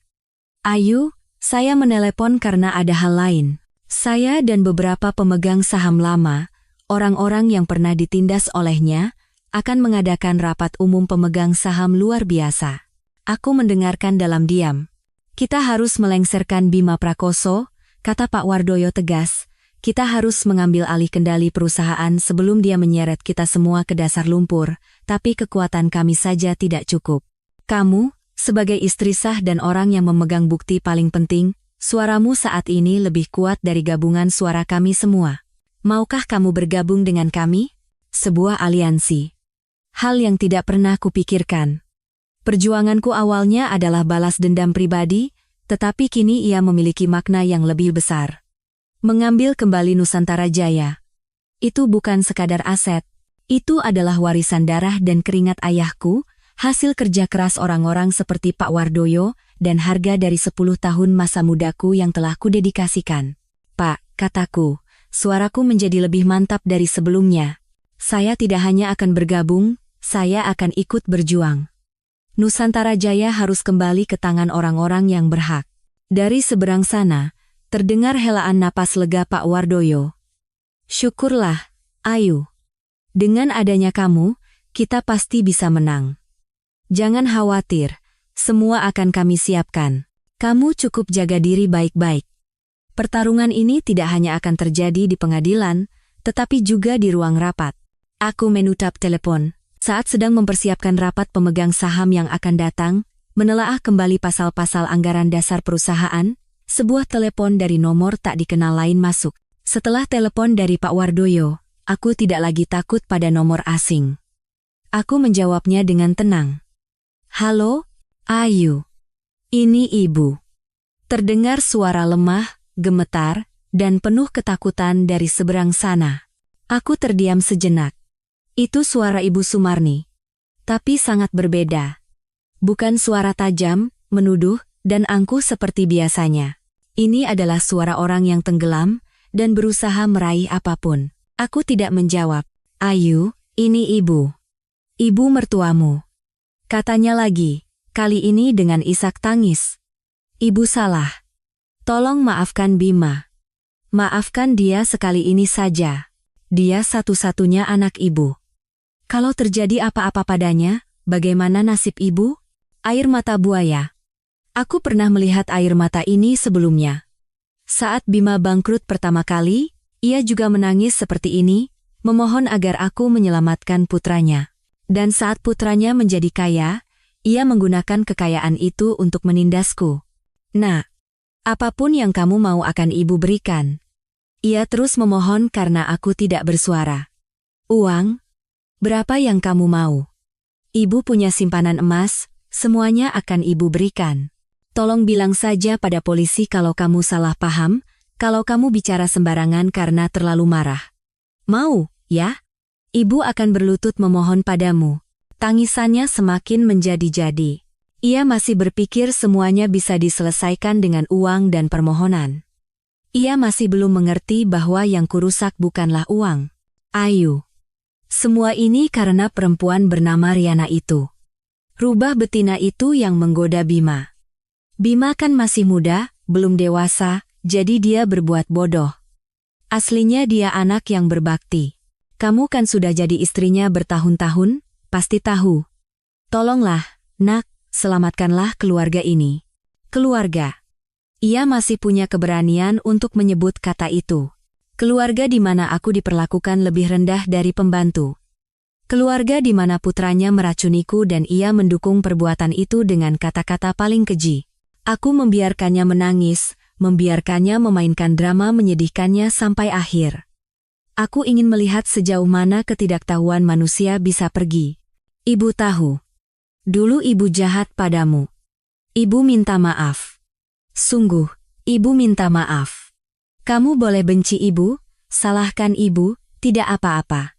Tapi Bima tidak bersalah. Tolonglah. Aku mendengarkan isak tangisnya dan permohonannya yang semakin putus asa, tetapi tidak ada sedikit pun rasa kasihan di hatiku. Hanya rasa muak yang membuncah. Ia tidak menyesali perbuatannya. Ia hanya takut. Takut kehilangan putra kesayangannya, takut kehilangan kehidupan mewah yang ia nikmati. Air matanya bukan untukku, tetapi untuk dirinya sendiri. Saat tangisan Ibu Sumarni di seberang sana mereda dan hanya menyisakan isak tangis, aku membuka mulut. Suaraku tidak tajam, tidak marah, tetapi anehnya tenang. Ibu, panggilku dengan satu kata. Panggilan itu seolah memiliki beban tak terlihat, karena ia berhenti menangis.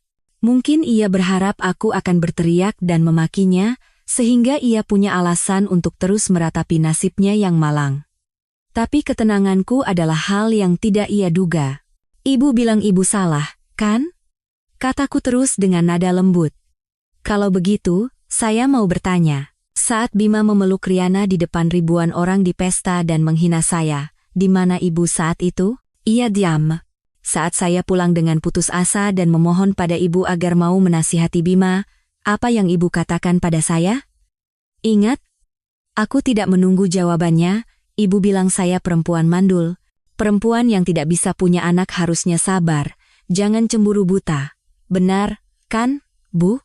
Dari seberang sana hanya terdengar napasnya yang semakin berat.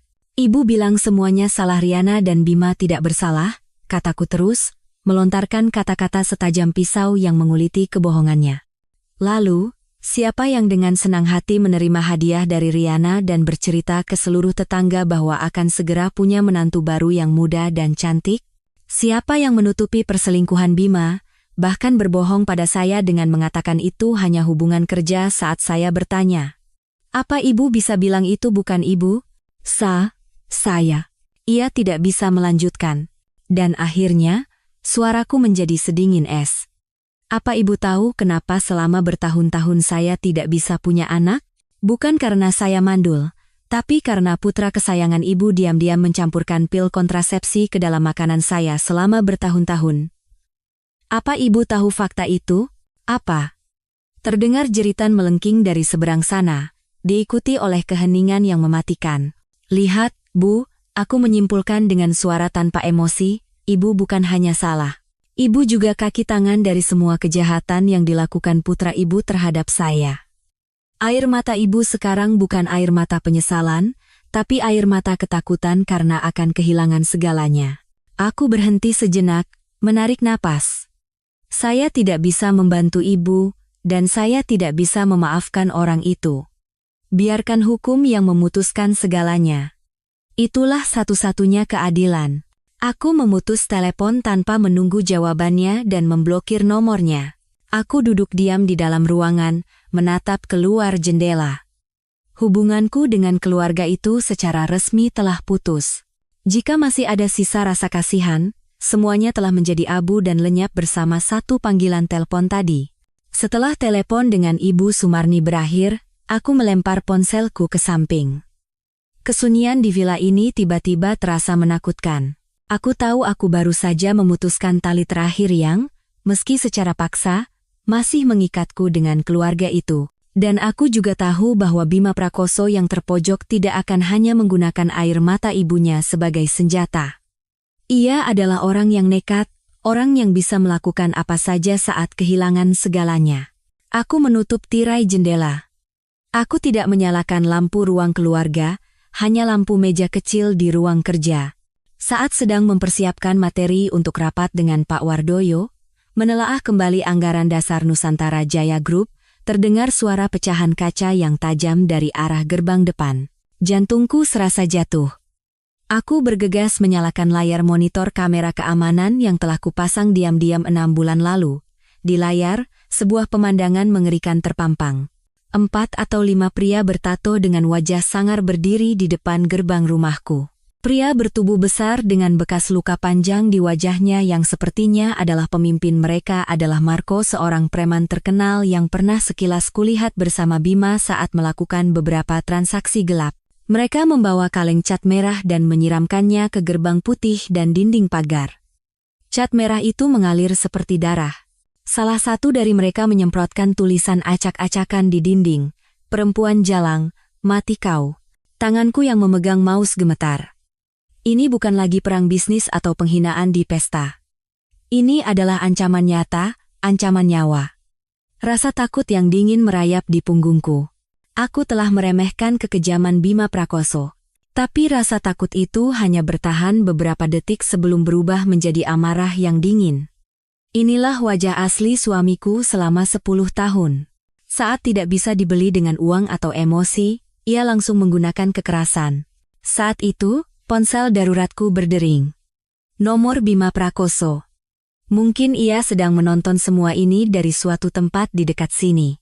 Aku menarik napas dalam-dalam, memastikan suaraku tidak bergetar, dan menekan tombol jawab. Sekaligus, aku menyalakan fitur rekam panggilan. Lihat? Kamu lihat? Hah, jalang, teriak Bima. Suaranya penuh kegilaan, kegembiraan, dan ancaman. Ini baru permulaan. Akan kutunjukkan padamu akibatnya jika melawanku. Aku mendengarkan dalam diam saat ia meluapkan kata-kata gilanya. Aku beri kamu 2 pilihan, geramnya. 1. Besok pagi segera cabut semua laporan dan musnahkan bukti-buktinya. Bilang pada media kalau kamu memfitnahku. 2. Kamu mati. Kamu dan seluruh keluargamu di kampung. Pilih. Anda mengancam akan membunuh saya sekarang, Pak Bima? Aku membuka mulut. Suaraku kering, tetapi anehnya tenang. Ketenanganku sepertinya mengejutkannya dan membuatnya semakin marah. Membunuh? Aku tidak akan membunuhmu begitu saja. Akan kubuat kamu hidup tapi lebih baik mati. Kamu akan menyesali perbuatanmu hari ini. Terima kasih, kataku. Anda baru saja memberikan 1 bukti lagi untuk saya serahkan pada penyidik. Rekaman ini dan video CCTV di luar gerbang mungkin akan menambah hukuman penjara Anda beberapa tahun lagi. Kamu berani? Bima terdiam sejenak, lalu memaki dan memutus telepon.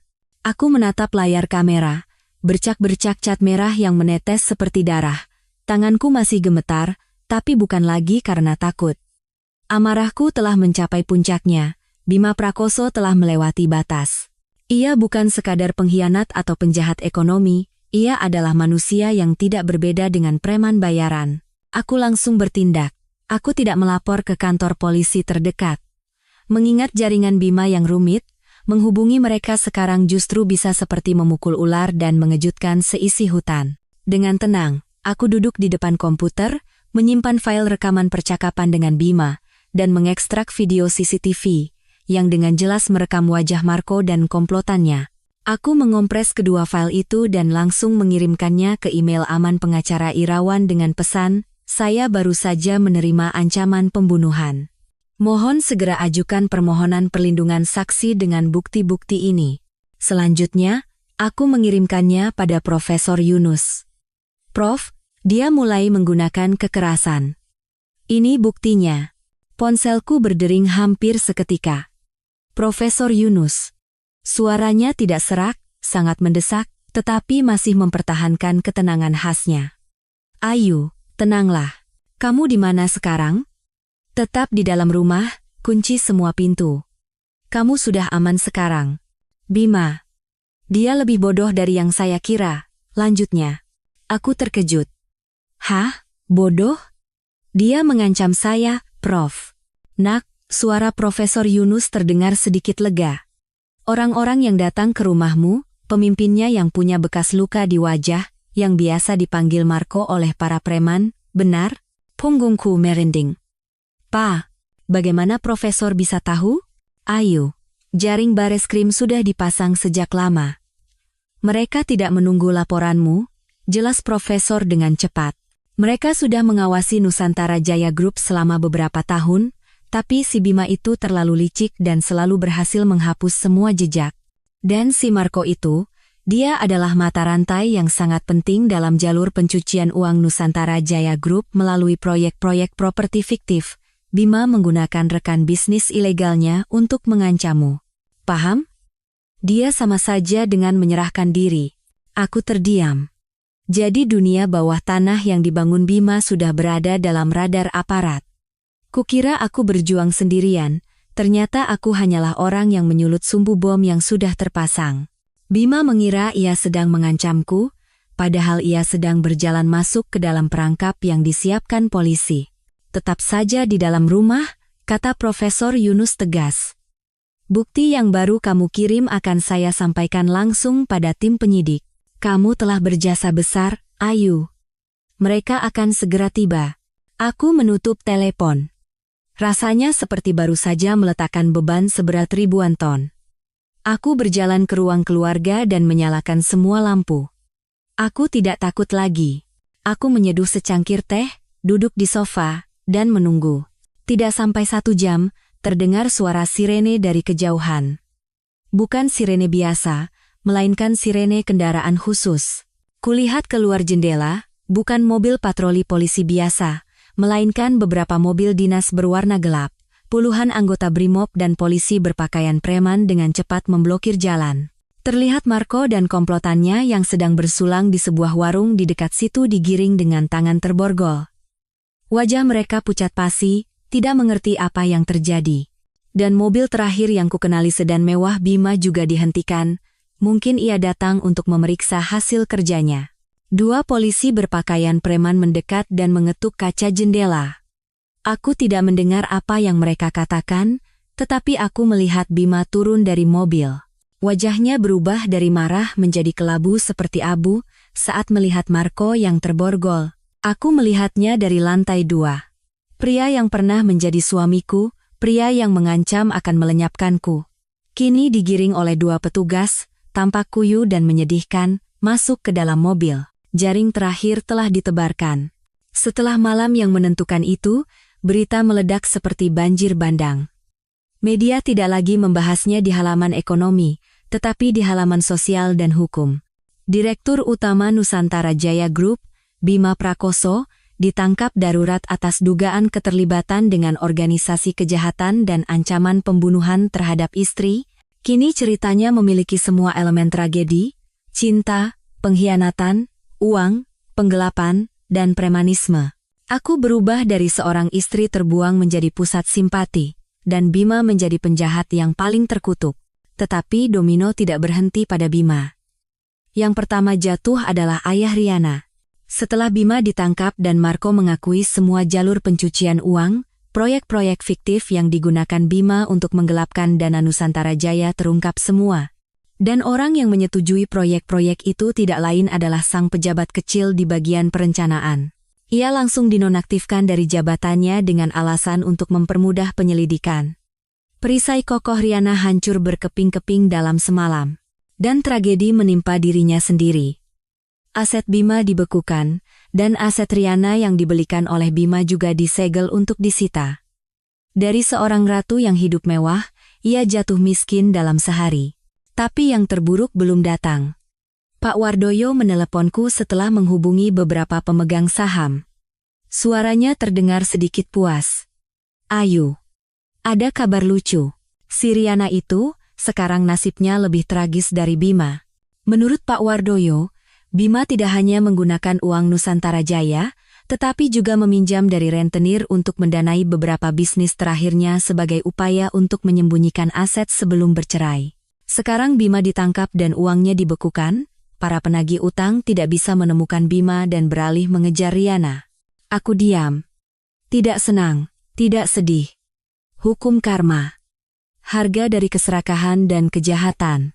Beberapa hari kemudian, media sosial meledak dengan sebuah video yang lebih panas dari berita ekonomi. Video itu menunjukkan Riana, dengan piyama sutra tipis, menangis histeris di koridor sebuah apartemen mewah. Ibu pemilik apartemen melempar tas-tas bermerek dan sepatu-sepatu mahalnya keluar pintu. Pergi kamu. Sudah 3 bulan tidak bayar sewa, berlagak jadi nyonya besar. Penipu. Keluar. Riana menangis sambil mencoba memunguti barang-barangnya, tetapi di lobi lantai bawah, bukan lagi geng Marco, melainkan pria-pria bertato lain sudah menunggu. Bayar utang, Bima utang miliaran. Di mana dia? Kamu simpanannya, kan? Kamu yang bayar. Riana ketakutan dan berbalik untuk lari. Saat itulah, seorang wartawan yang muncul entah dari mana menyorongkan kamera ke wajahnya. Mbak Riana, benarkah Anda yang diperkenalkan sebagai istri oleh Pak Bima di pesta? Bagaimana perasaan Anda saat ini? Tapi ia tidak bisa menjawab. Karena satu kalimat yang diteriakkan oleh salah satu penghuni, yang menonton menjadi judul utama semua berita keesokan harinya. Nyonya besar apaan? Katanya istri sahnya saja tidak pantas menyemir sepatunya? Lihat sekarang penampilanmu. Kamu bahkan tidak punya sepatu untuk dipakai. Video itu berakhir dengan Riana yang terjatuh, lalu berlari tanpa alas kaki di jalanan, dengan rambut acak-acakan, menghilang dengan tragis. Aku mematikan tablet. Kata-kata tidak pantas menyemir sepatu. Pada akhirnya, kata-kata itu kembali pada hidupnya sendiri. Ia telah menulis takdir tragisnya sendiri. Kejatuhan Bima dan Riana mengguncang opini publik, tetapi bagi Nusantara Jaya Group, itu adalah gempa bumi besar. Saham anjlok selama 3 hari berturut-turut, dan nilai perusahaan menguap lebih dari 70%. Bank serentak menagih pinjaman, mitra membatalkan kontrak, dan ribuan karyawan terancam di PHK. Kami tidak bisa menunda sedetik pun. Begitu pengumuman resmi bahwa Bima ditahan keluar, Pak Wardoyo meneleponku. Ayu, besok jam 10 pagi, rapat umum pemegang saham luar biasa. Kita harus segera melakukannya. Meskipun Bima ditahan, pengacaranya dan kroni-kroninya di Dewan Direksi pasti akan hadir. Ini adalah pertarungan terakhir untuk menyelamatkan Nusantara Jaya. Malam itu aku tidak tidur. Bukan lagi bukti penggelapan, melainkan anggaran dasar perusahaan yang kubaca kata per kata dengan teliti. Aku tidak datang hanya sebagai istri korban. Aku, Ayu Lestari, masih memiliki saham yang cukup signifikan, saham warisan ayah yang coba dirampas Bima tetapi belum sempat dialihkan sepenuhnya secara hukum. Aku akan datang sebagai pemegang saham pendiri. Pukul 10 pagi, di ruang rapat terbesar Nusantara Jaya Group, tempat yang beberapa hari lalu digunakan untuk merencanakan pesta ulang tahun ke-20 yang megah. Hari ini, udaranya tegang seperti senar gitar. Di satu sisi, duduk aku, Pak Wardoyo, dan beberapa pemegang saham lama yang tampak tua dan lelah, tetapi dengan tatapan mata penuh tekad. Di seberang, duduk pengacara licik Bima dan 3 anggota Dewan Direksi yang menjadi tangan kanan Bima dalam transaksi kotornya. Pengacara Bima berdiri lebih dulu. Suaranya angkuh. Para pemegang saham sekalian, saya menyatakan rapat ini sepenuhnya ilegal. Klien saya, Bapak Bima Prakoso, masih merupakan direktur utama yang sah dari grup ini. Beliau sedang difitnah, dan semuanya belum diputuskan oleh pengadilan. Tindakan Anda ini melanggar hukum. Pak Wardoyo memukul meja dan berdiri. Suaranya menggelegar melebihi suara pengacara itu. Omong kosong. Direktur utama ditahan karena penggelapan, pencucian uang, keterlibatan dengan preman, dan ancaman pembunuhan terhadap istrinya. Kapitalisasi pasar Nusantara Jaya anjlok 70% dalam 3 hari. Ribuan karyawan terancam jadi pengangguran, dan kamu mau kami diam saja sementara kamu dan si Bima itu menenggelamkan kapal ini? Suasana ruang rapat memanas. Pengacara itu pucat, dan semua mata tertuju padaku, saatnya aku maju. Aku berdiri dengan tenang dan berjalan ke podium. Kutatap lurus pengacara itu dan mereka yang masih ingin bergantung pada Bima. Para pemegang saham sekalian, suaraku jernih dan jelas. Saya Ayu Lestari. Saya bukan hanya istri dari Bapak Bima Prakoso, tetapi saya juga putri dari almarhum Bapak Wibisono, yang bersama Bapak Wardoyo di sini, mendirikan Nusantara Jaya Group dari nol. Ruang rapat bergemuruh. Banyak yang tidak tahu fakta ini. Mereka hanya mengenalku sebagai istri Bima. Apa yang dikatakan pengacara Bapak Bima Prakoso benar, lanjutku. Secara hukum, pengadilan belum memberikan putusan akhir. Tetapi, menurut anggaran dasar perusahaan, kita, para pemegang saham, adalah pemilik sejati Nusantara Jaya, dan kita punya hak penuh untuk melindungi aset kita. Aku mengangkat sebuah map. Menurut anggaran dasar perusahaan, pasal 28 ayat 3, rapat umum pemegang saham memiliki wewenang untuk memberhentikan darurat anggota Dewan Direksi, termasuk Direktur Utama, jika tindakannya telah menyebabkan kerugian yang serius dan tidak dapat dipulihkan terhadap nama baik, kredit, dan aset grup. Kutatap mata mereka satu persatu. Penahanan Bapak Bima Prakoso, anjloknya harga saham, pembatalan kontrak oleh mitra, apakah ini bukan kerugian yang serius? Tidak ada yang berani menjawab. Oleh karena itu, kataku tegas, saya, sebagai pemegang saham pendiri, bersama dengan kelompok pemegang saham yang diwakili oleh Bapak Wardoyo, secara resmi mengusulkan pemberhentian darurat Bapak Bima Prakoso dari jabatannya sebagai Direktur Utama dan semua posisi terkait di dalam Nusantara Jaya Group. Pemungutan suara berlangsung cepat. Kubu Bima, yang tahu mereka tidak bisa menang, memilih abstain atau menunduk. Hasilnya diumumkan. Lebih dari 90% pemegang saham setuju dengan pemberhentian Bima Prakoso. Pengacara Bima mengemasi tasnya dan diam-diam meninggalkan ruang rapat.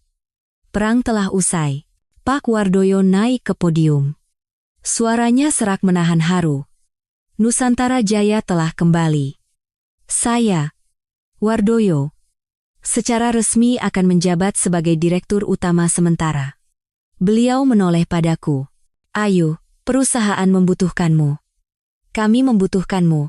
Saya merekomendasikanmu sebagai Ketua Komite Audit Khusus yang akan memimpin proses restrukturisasi keuangan perusahaan. Apakah kamu bersedia? Aku menatap tulisan Nusantara Jaya Group di dinding. Nama yang diberikan oleh ayahku. Aku mengangguk dengan tegas. Saya bersedia. Aku keluar dari ruang rapat Nusantara Jaya Group, meninggalkan tatapan penuh kekaguman, bisik-bisik, dan wajah kelabu para pengacara kubu Bima. Pak Wardoyo menggenggam tanganku erat, suaranya serak. Kamu melakukannya dengan sangat baik, Ayu. Ayahmu di surga pasti bangga. Aku hanya bisa mengangguk, tidak bisa berkata apa-apa. Rasa kemenangan tidak semanis yang kubayangkan. Seperti obat penghilang rasa sakit yang efeknya mulai habis, ia hanya menyisakan nyeri samar dan kelelahan yang luar biasa. Aku telah bertahan terlalu lama. Setahun sandiwara kepatuhan, dan beberapa hari pertarungan melawan media, penyidik, ibu mertua, preman, dan kini, Dewan Direksi. Aku kuat dan dingin seperti mesin. Tetapi begitu aku melangkah keluar dari lobi kantor pusat grup, aku melihat sosok yang familiar bersandar di sebuah taksi, dengan mata merah karena khawatir. Dahlia. Bisikku hampir tanpa suara. Sahabatku satu-satunya, Dahlia. Sejak kuliah, kami lebih dekat dari saudara kandung. Dahlia adalah seorang pengacara dan bekerja di Surabaya. Begitu berita tentang pesta itu meledak, ia terus-menerus meneleponku, tetapi aku tidak berani mengangkatnya. Aku takut ia akan melihat sisi lemahku. Melihatku, Dahlia tanpa berkata apa-apa menjatuhkan kopernya dan berlari memelukku erat-erat. Dalam pelukan yang kokoh dan hangat itu, cangkang baja yang susah payah kubangun hancur berkeping-keping. Seperti bendungan yang jebol, air mataku tumpah tak terkendali. Aku membenamkan wajah di bahunya dan menangis seperti anak kecil. Aku tidak menangis saat dihina di depan ribuan orang. Aku tidak menangis saat tahu aku diracuni. Aku tidak menangis saat diancam preman. Tapi sekarang, di pelukan sahabatku, aku menangis. Menangisi 10 tahun masa mudaku yang terbuang, menangisi anakku yang bahkan tidak pernah diberi kesempatan untuk hadir di dunia, menangisi kebodohanku karena mempercayai seorang monster. Menangislah, Dahlia menepuk-nepuk punggungku. Suaranya juga serak. Menangislah, Ayu. Keluarkan semuanya. Aku langsung terbang begitu melihat berita. Aku telepon kamu tidak diangkat, aku takut sekali kamu nekat. Bagaimana bisa dia melakukan itu padamu? Aku menggelengkan kepala, dan di sela isak tangisku, aku berhasil berkata, dia memberiku pil KB, selama bertahun-tahun, Dahlia. Tangan Dahlia yang menepuk punggungku tiba-tiba menegang. Aku bisa merasakan amarahnya. Apa? Bajingan itu. Dahlia melepaskanku dari bahunya dan menatap lurus mataku. Benarkah? Aku mengangguk, dan air mata kembali tumpah. Monster! Binatang, teriak Dahlia di tengah lobi. Jangan pernah dimaafkan, Ayu. Dengar aku, ia mencengkeram bahuku. Kamu sudah melakukan hal yang benar. Sangat benar. Jangan pernah lemah. Kalau kamu lemah sekarang, itu sama saja dengan mengkhianati dirimu sendiri. Mengerti? Aku mengangguk. Manusia seperti itu tidak bisa diajak bicara dengan perasaan. Dahlia menyeka air mataku. Menangislah sepuasnya hari ini. Dan mulai besok, kamu harus lebih kejam. Kamu tidak hanya akan bercerai, kamu akan menjebloskan bajingan itu ke penjara.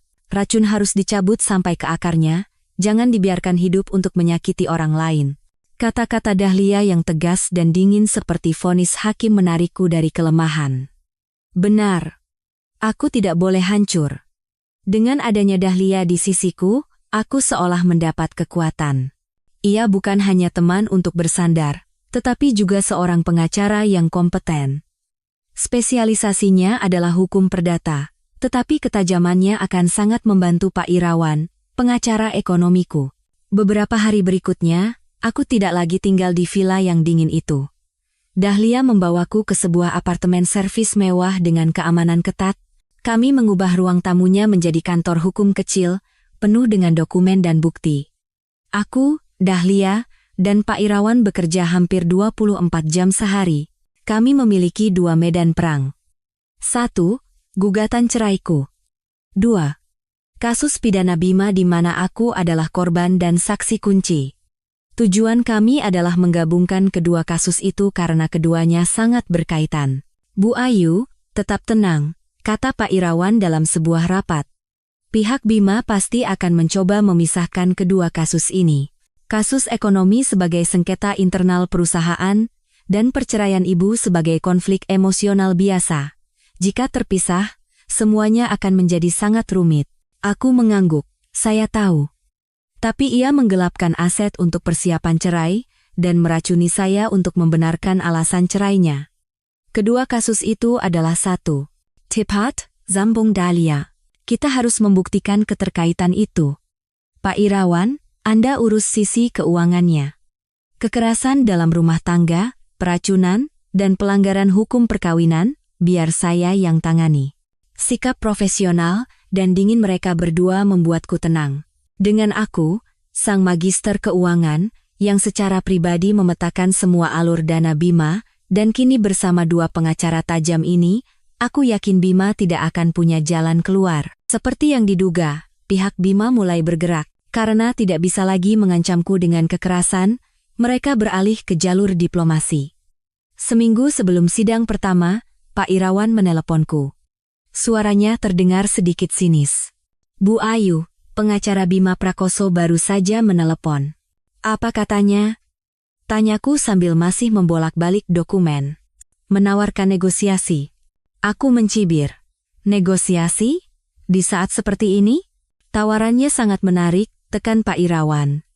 Katanya, Bima Prakoso sangat menyesali semua yang terjadi. Ia setuju untuk bercerai secara damai, dan untuk harta, ia akan memberikan separuh dari semua sisa harta bersama, termasuk saham Nusantara Jaya Group, pada Bu Ayu, tanpa perdebatan. Aku berhenti. Separuh harta, jumlah yang sangat besar. godaan yang bisa membuat wanita manapun goyah. Sebagai gantinya, suara Pak Irawan menjadi serius, hanya ada satu syarat. Bu Ayu harus mencabut semua tuntutan pidana terkait ekonomi, dan bersaksi di pengadilan bahwa bukti-bukti yang ibu tunjukkan di pesta adalah kesalahpahaman akibat cemburu. Dan yang terpenting, tidak pernah menyinggung soal pil itu. Aku terdiam. Skenarionya tergambar jelas. Aku akan menjadi wanita yang sangat kaya dan hidup mewah. Dan Bima akan lolos dari jerat pidana, mungkin hanya mendapat sanksi internal, kehilangan Nusantara Jaya, tetapi tetap bebas dengan uang haram yang sudah ia pindahkan ke luar negeri. Ia masih berpikir aku bisa dibeli dengan uang. Ia masih tidak mengerti bahwa utangnya padaku bukanlah uang. Pak Irawan, aku membuka mulut, suaraku dingin dan tegas. Tolong sampaikan pada mereka. Pertama, perceraian. Saya tidak akan pernah bercerai secara damai. Saya menuntut pengadilan memvonisnya berdasarkan kesalahannya. Kedua, harta. Saya akan mengambil semua yang memang menjadi hak saya, ditambah ganti rugi atas kerugian fisik dan mental yang ia sebabkan. Saya tidak butuh pemberiannya. Aku menarik napas, dan yang terakhir, yang terpenting. Katakan pada mereka, yang saya inginkan bukan uang receh itu, melainkan keadilan. Sampai jumpa di pengadilan. Hari sidang perceraianku tiba, langit anehnya mendung. Aku tidak memilih gaun mewah atau pakaian usang.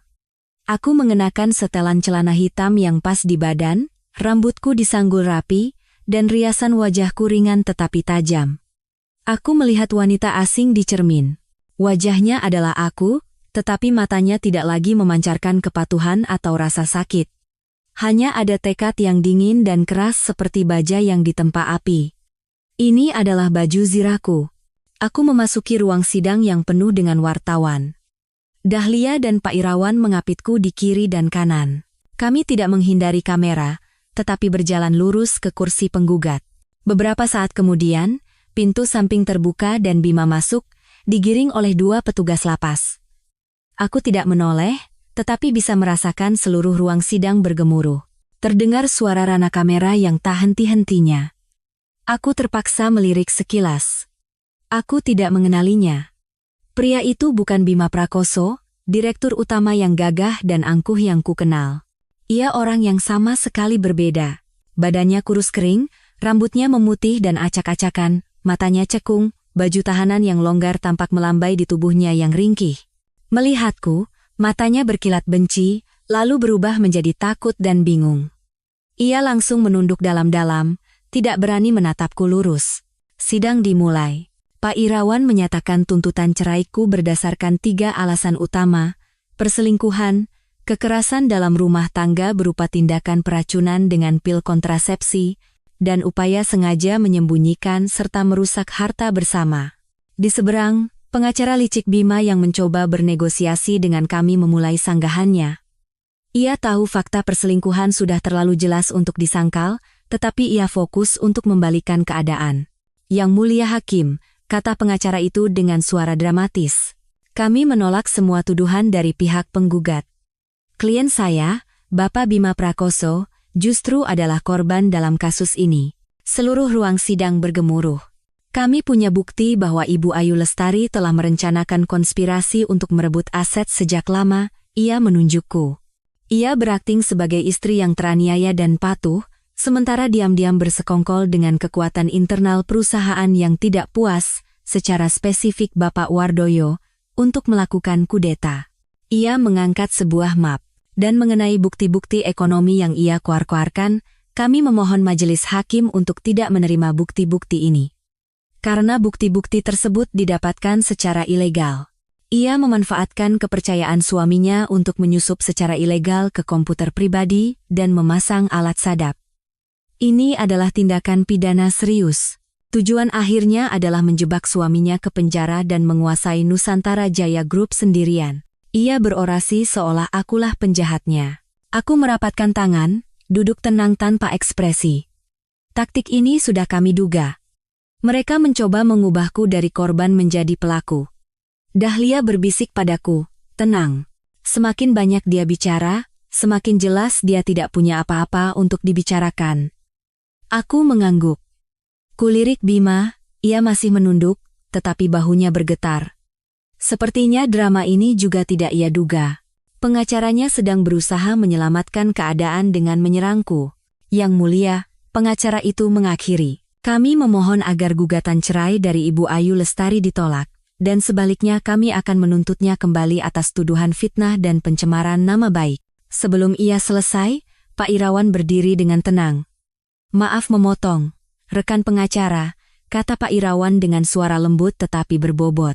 Tetapi apa yang baru saja Anda nyatakan bukan hanya spekulasi, melainkan fitnah dan rekayasa yang nyata. Izinkan kami membuktikan pada Yang Mulia, siapa korban sebenarnya dan siapa dalang sebenarnya. Seluruh ruang sidang menahan napas, memperhatikan Pak Irawan. Pengacara Bima duduk dengan gusar, tetapi wajahnya tegang. Pak Irawan, tanpa tergesa-gesa, menunduk hormat pada majelis hakim, Yang Mulia.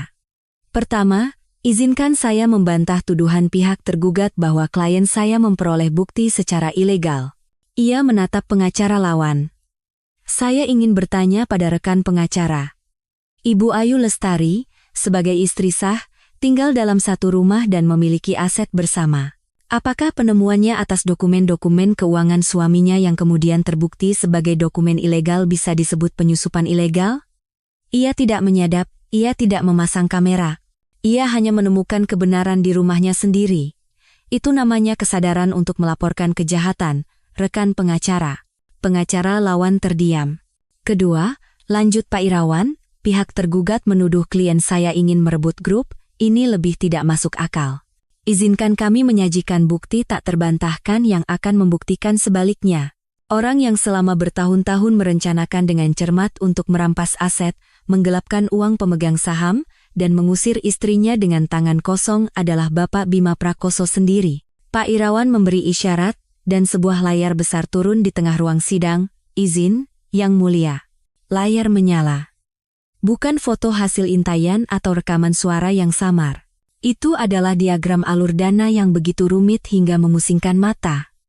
Sesuatu yang hanya bisa dipahami oleh ahli keuangan, tetapi Pak Irawan menjelaskannya dengan sangat sederhana. Yang Mulia, ia menunjuk diagram itu.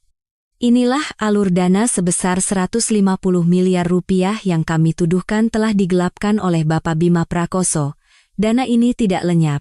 Ia berawal dari rekening Nusantara Jaya Group, melewati 5 perusahaan cangkang yang didirikan atas nama Ibu Bapak Bima, yaitu Ibu Sumarni, dicuci melalui proyek properti fiktif yang disetujui oleh ayah dari Riana Sari.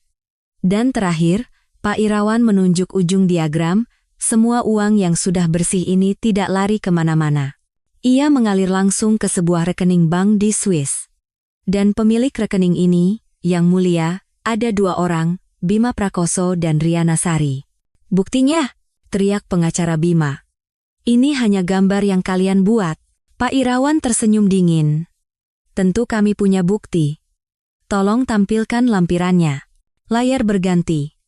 Sebuah salinan rekening koran terperinci dari Bank Swiss dengan stempel merah yang dikeluarkan atas permintaan Bareskrim Polri melalui kerja sama Yudisial Internasional.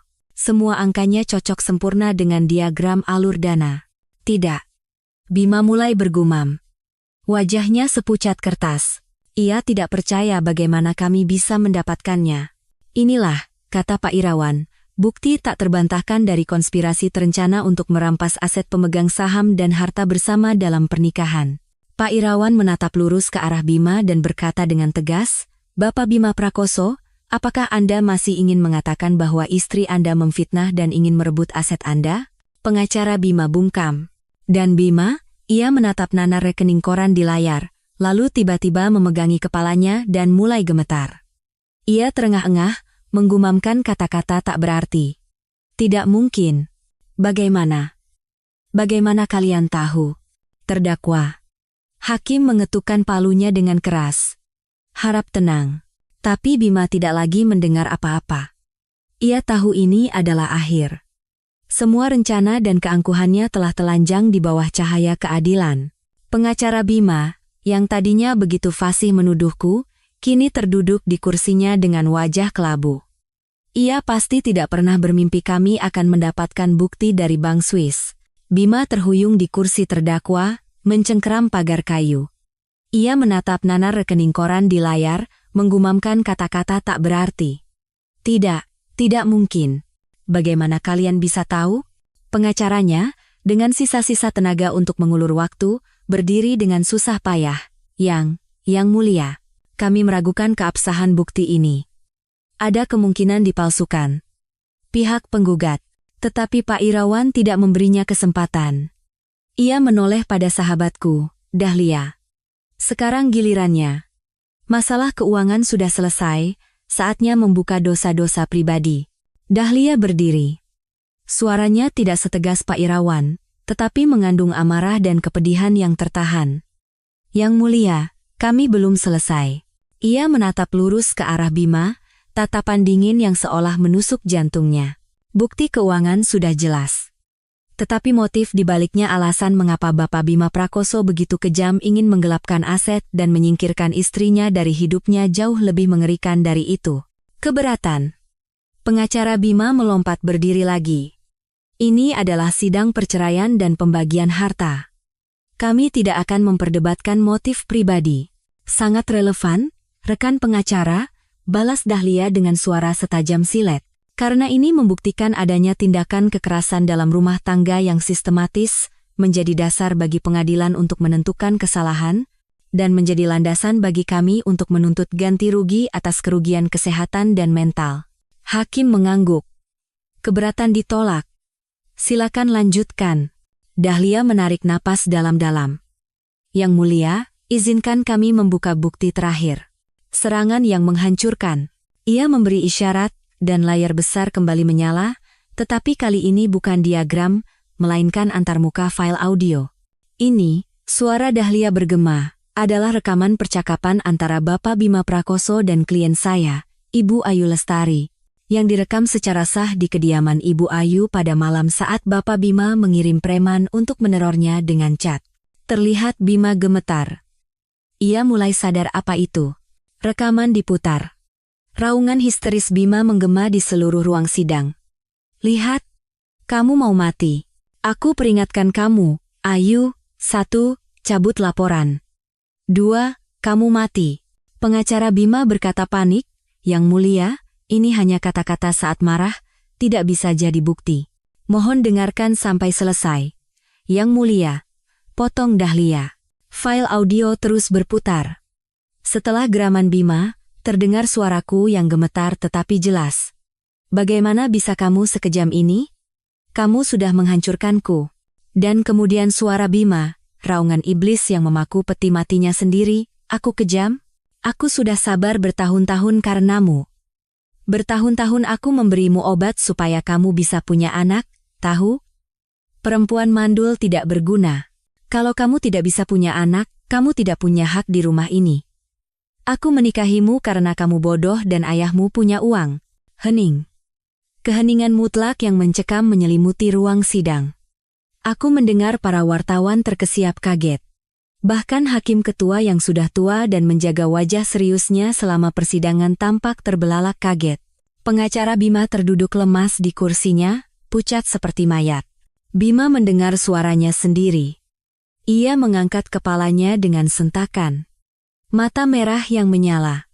Ia sadar ia baru saja mengakui kejahatannya yang paling mengerikan. Tidak, tiba-tiba ia menyerit buas.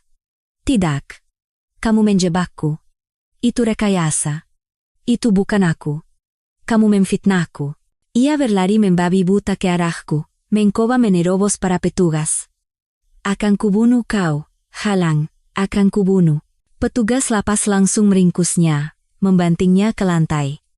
Ia terus meronta dan meraung seperti binatang gila. Ruang sidang menjadi kacau balau. Hakim mengetukkan palunya berkali-kali. Tenang, tenang, bawa keluar terdakwa. Bima diseret keluar, tetapi sumpah serapah dan teriakan kebenciannya masih menggema. Aku duduk, menggenggam erat tangan Dahlia. Pengacaranya tidak lagi berkata apa-apa. Ia mengemasi berkasnya dengan wajah lunglai seperti prajurit kalah perang. Ia tahu, Tidak ada pembelaan apapun yang bisa membatalkan kejahatan yang diakui sendiri oleh pelakunya.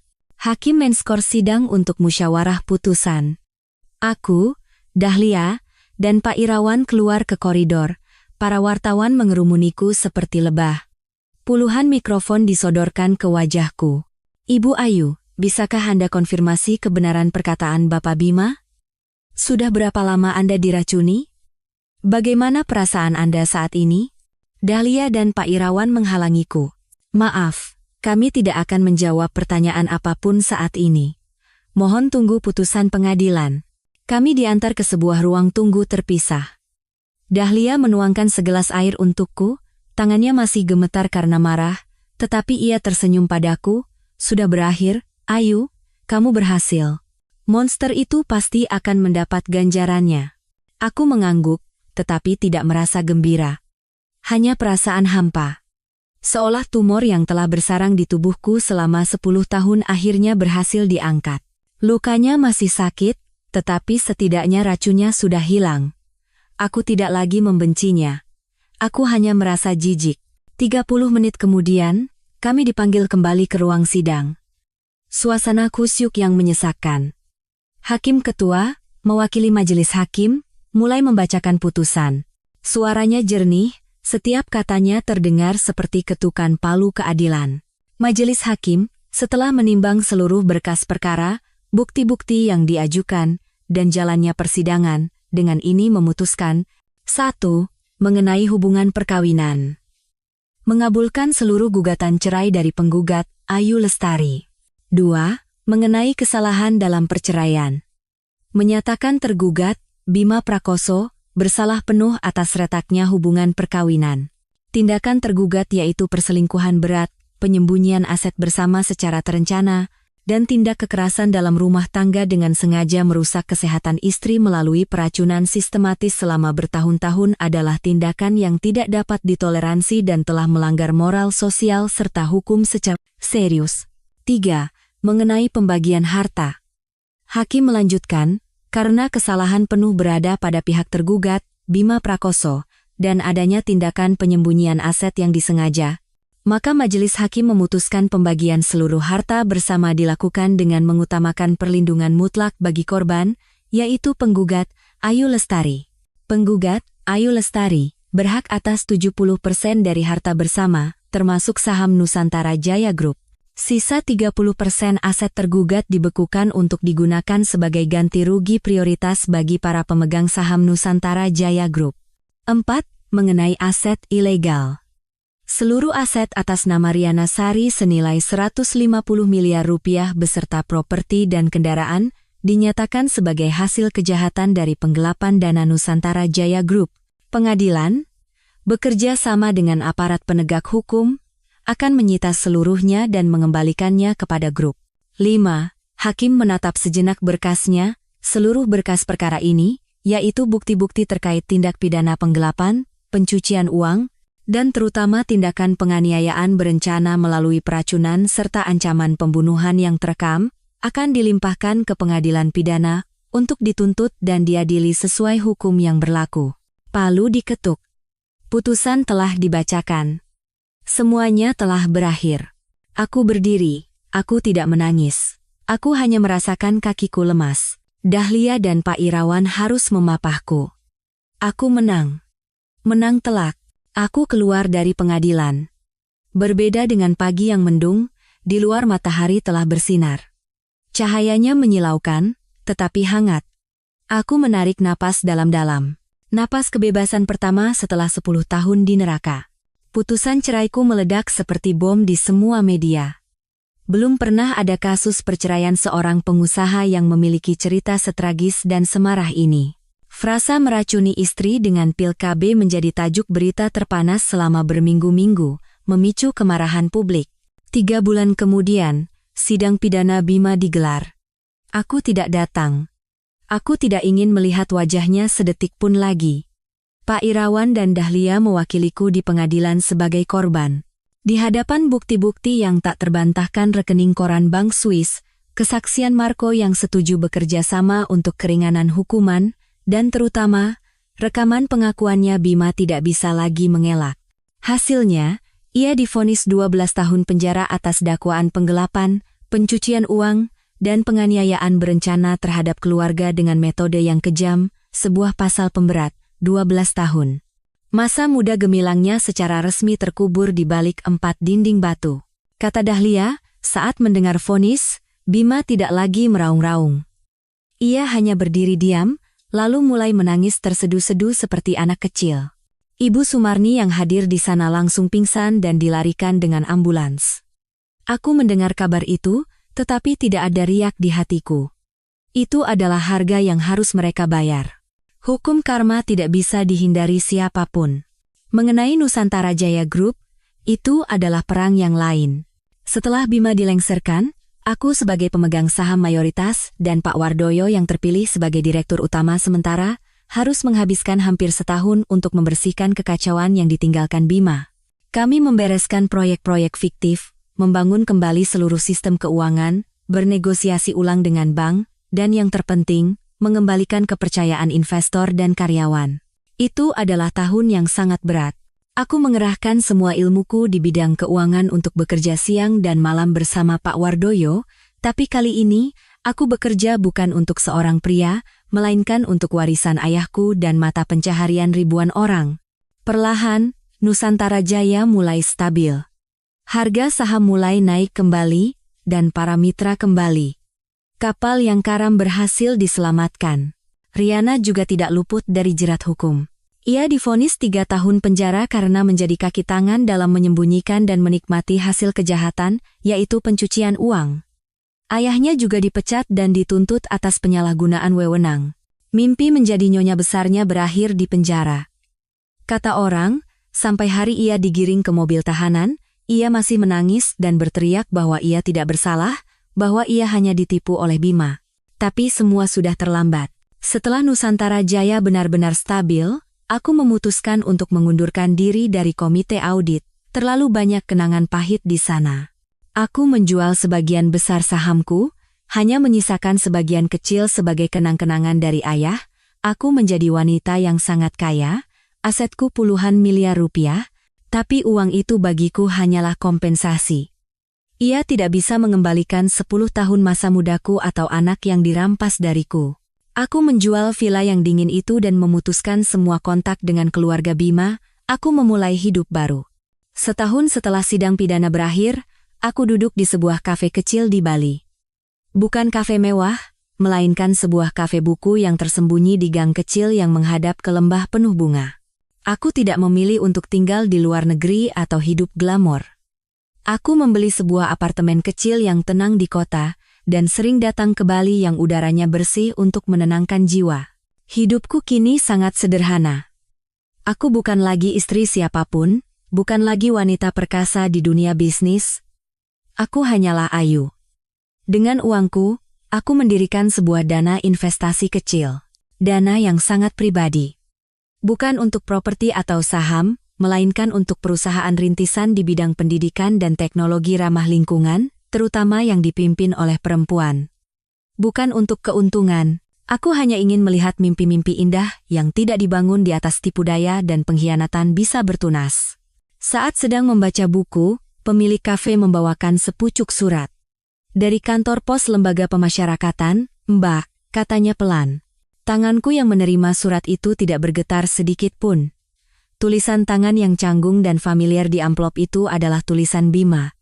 Aku tidak pernah mendengar kabarnya selama setahun. Dengan tenang, aku membuka surat itu. Surat panjang yang ditulis di beberapa lembar kertas folio. Ia menulis banyak hal. Ia bilang ia menyesal. Di dalam penjara, ia baru sadar betapa salahnya dirinya. Ia bilang ia buta karena uang dan wanita itu.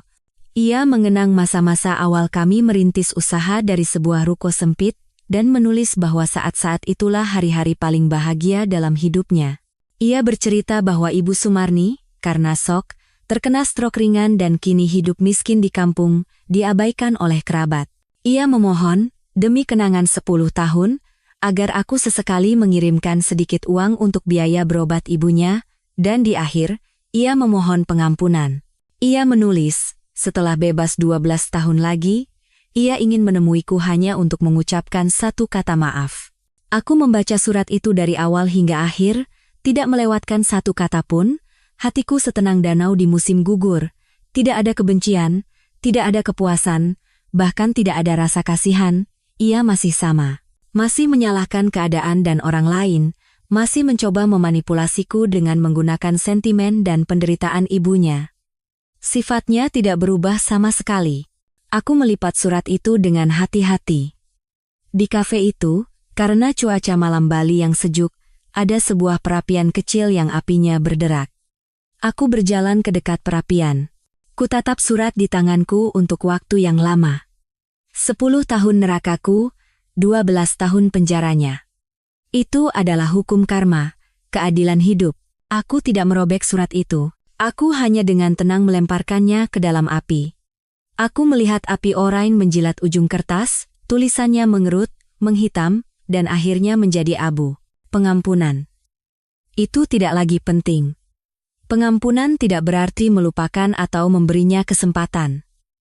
Pengampunan hanya berarti aku tidak ingin lagi ada bayangannya baik dalam bentuk benci maupun kasihan di duniaku. Aku berbalik dari api dan kembali ke tempat dudukku. Teh krisanku masih hangat. Kusesap seteguk. Aroma wanginya menyebar. Aku memandang keluar jendela. Bunga-bunga di lembah tampak mekar cemerlang di bawah cahaya senja. Langit di luar sana begitu luas, dan aku baru saja mulai belajar terbang.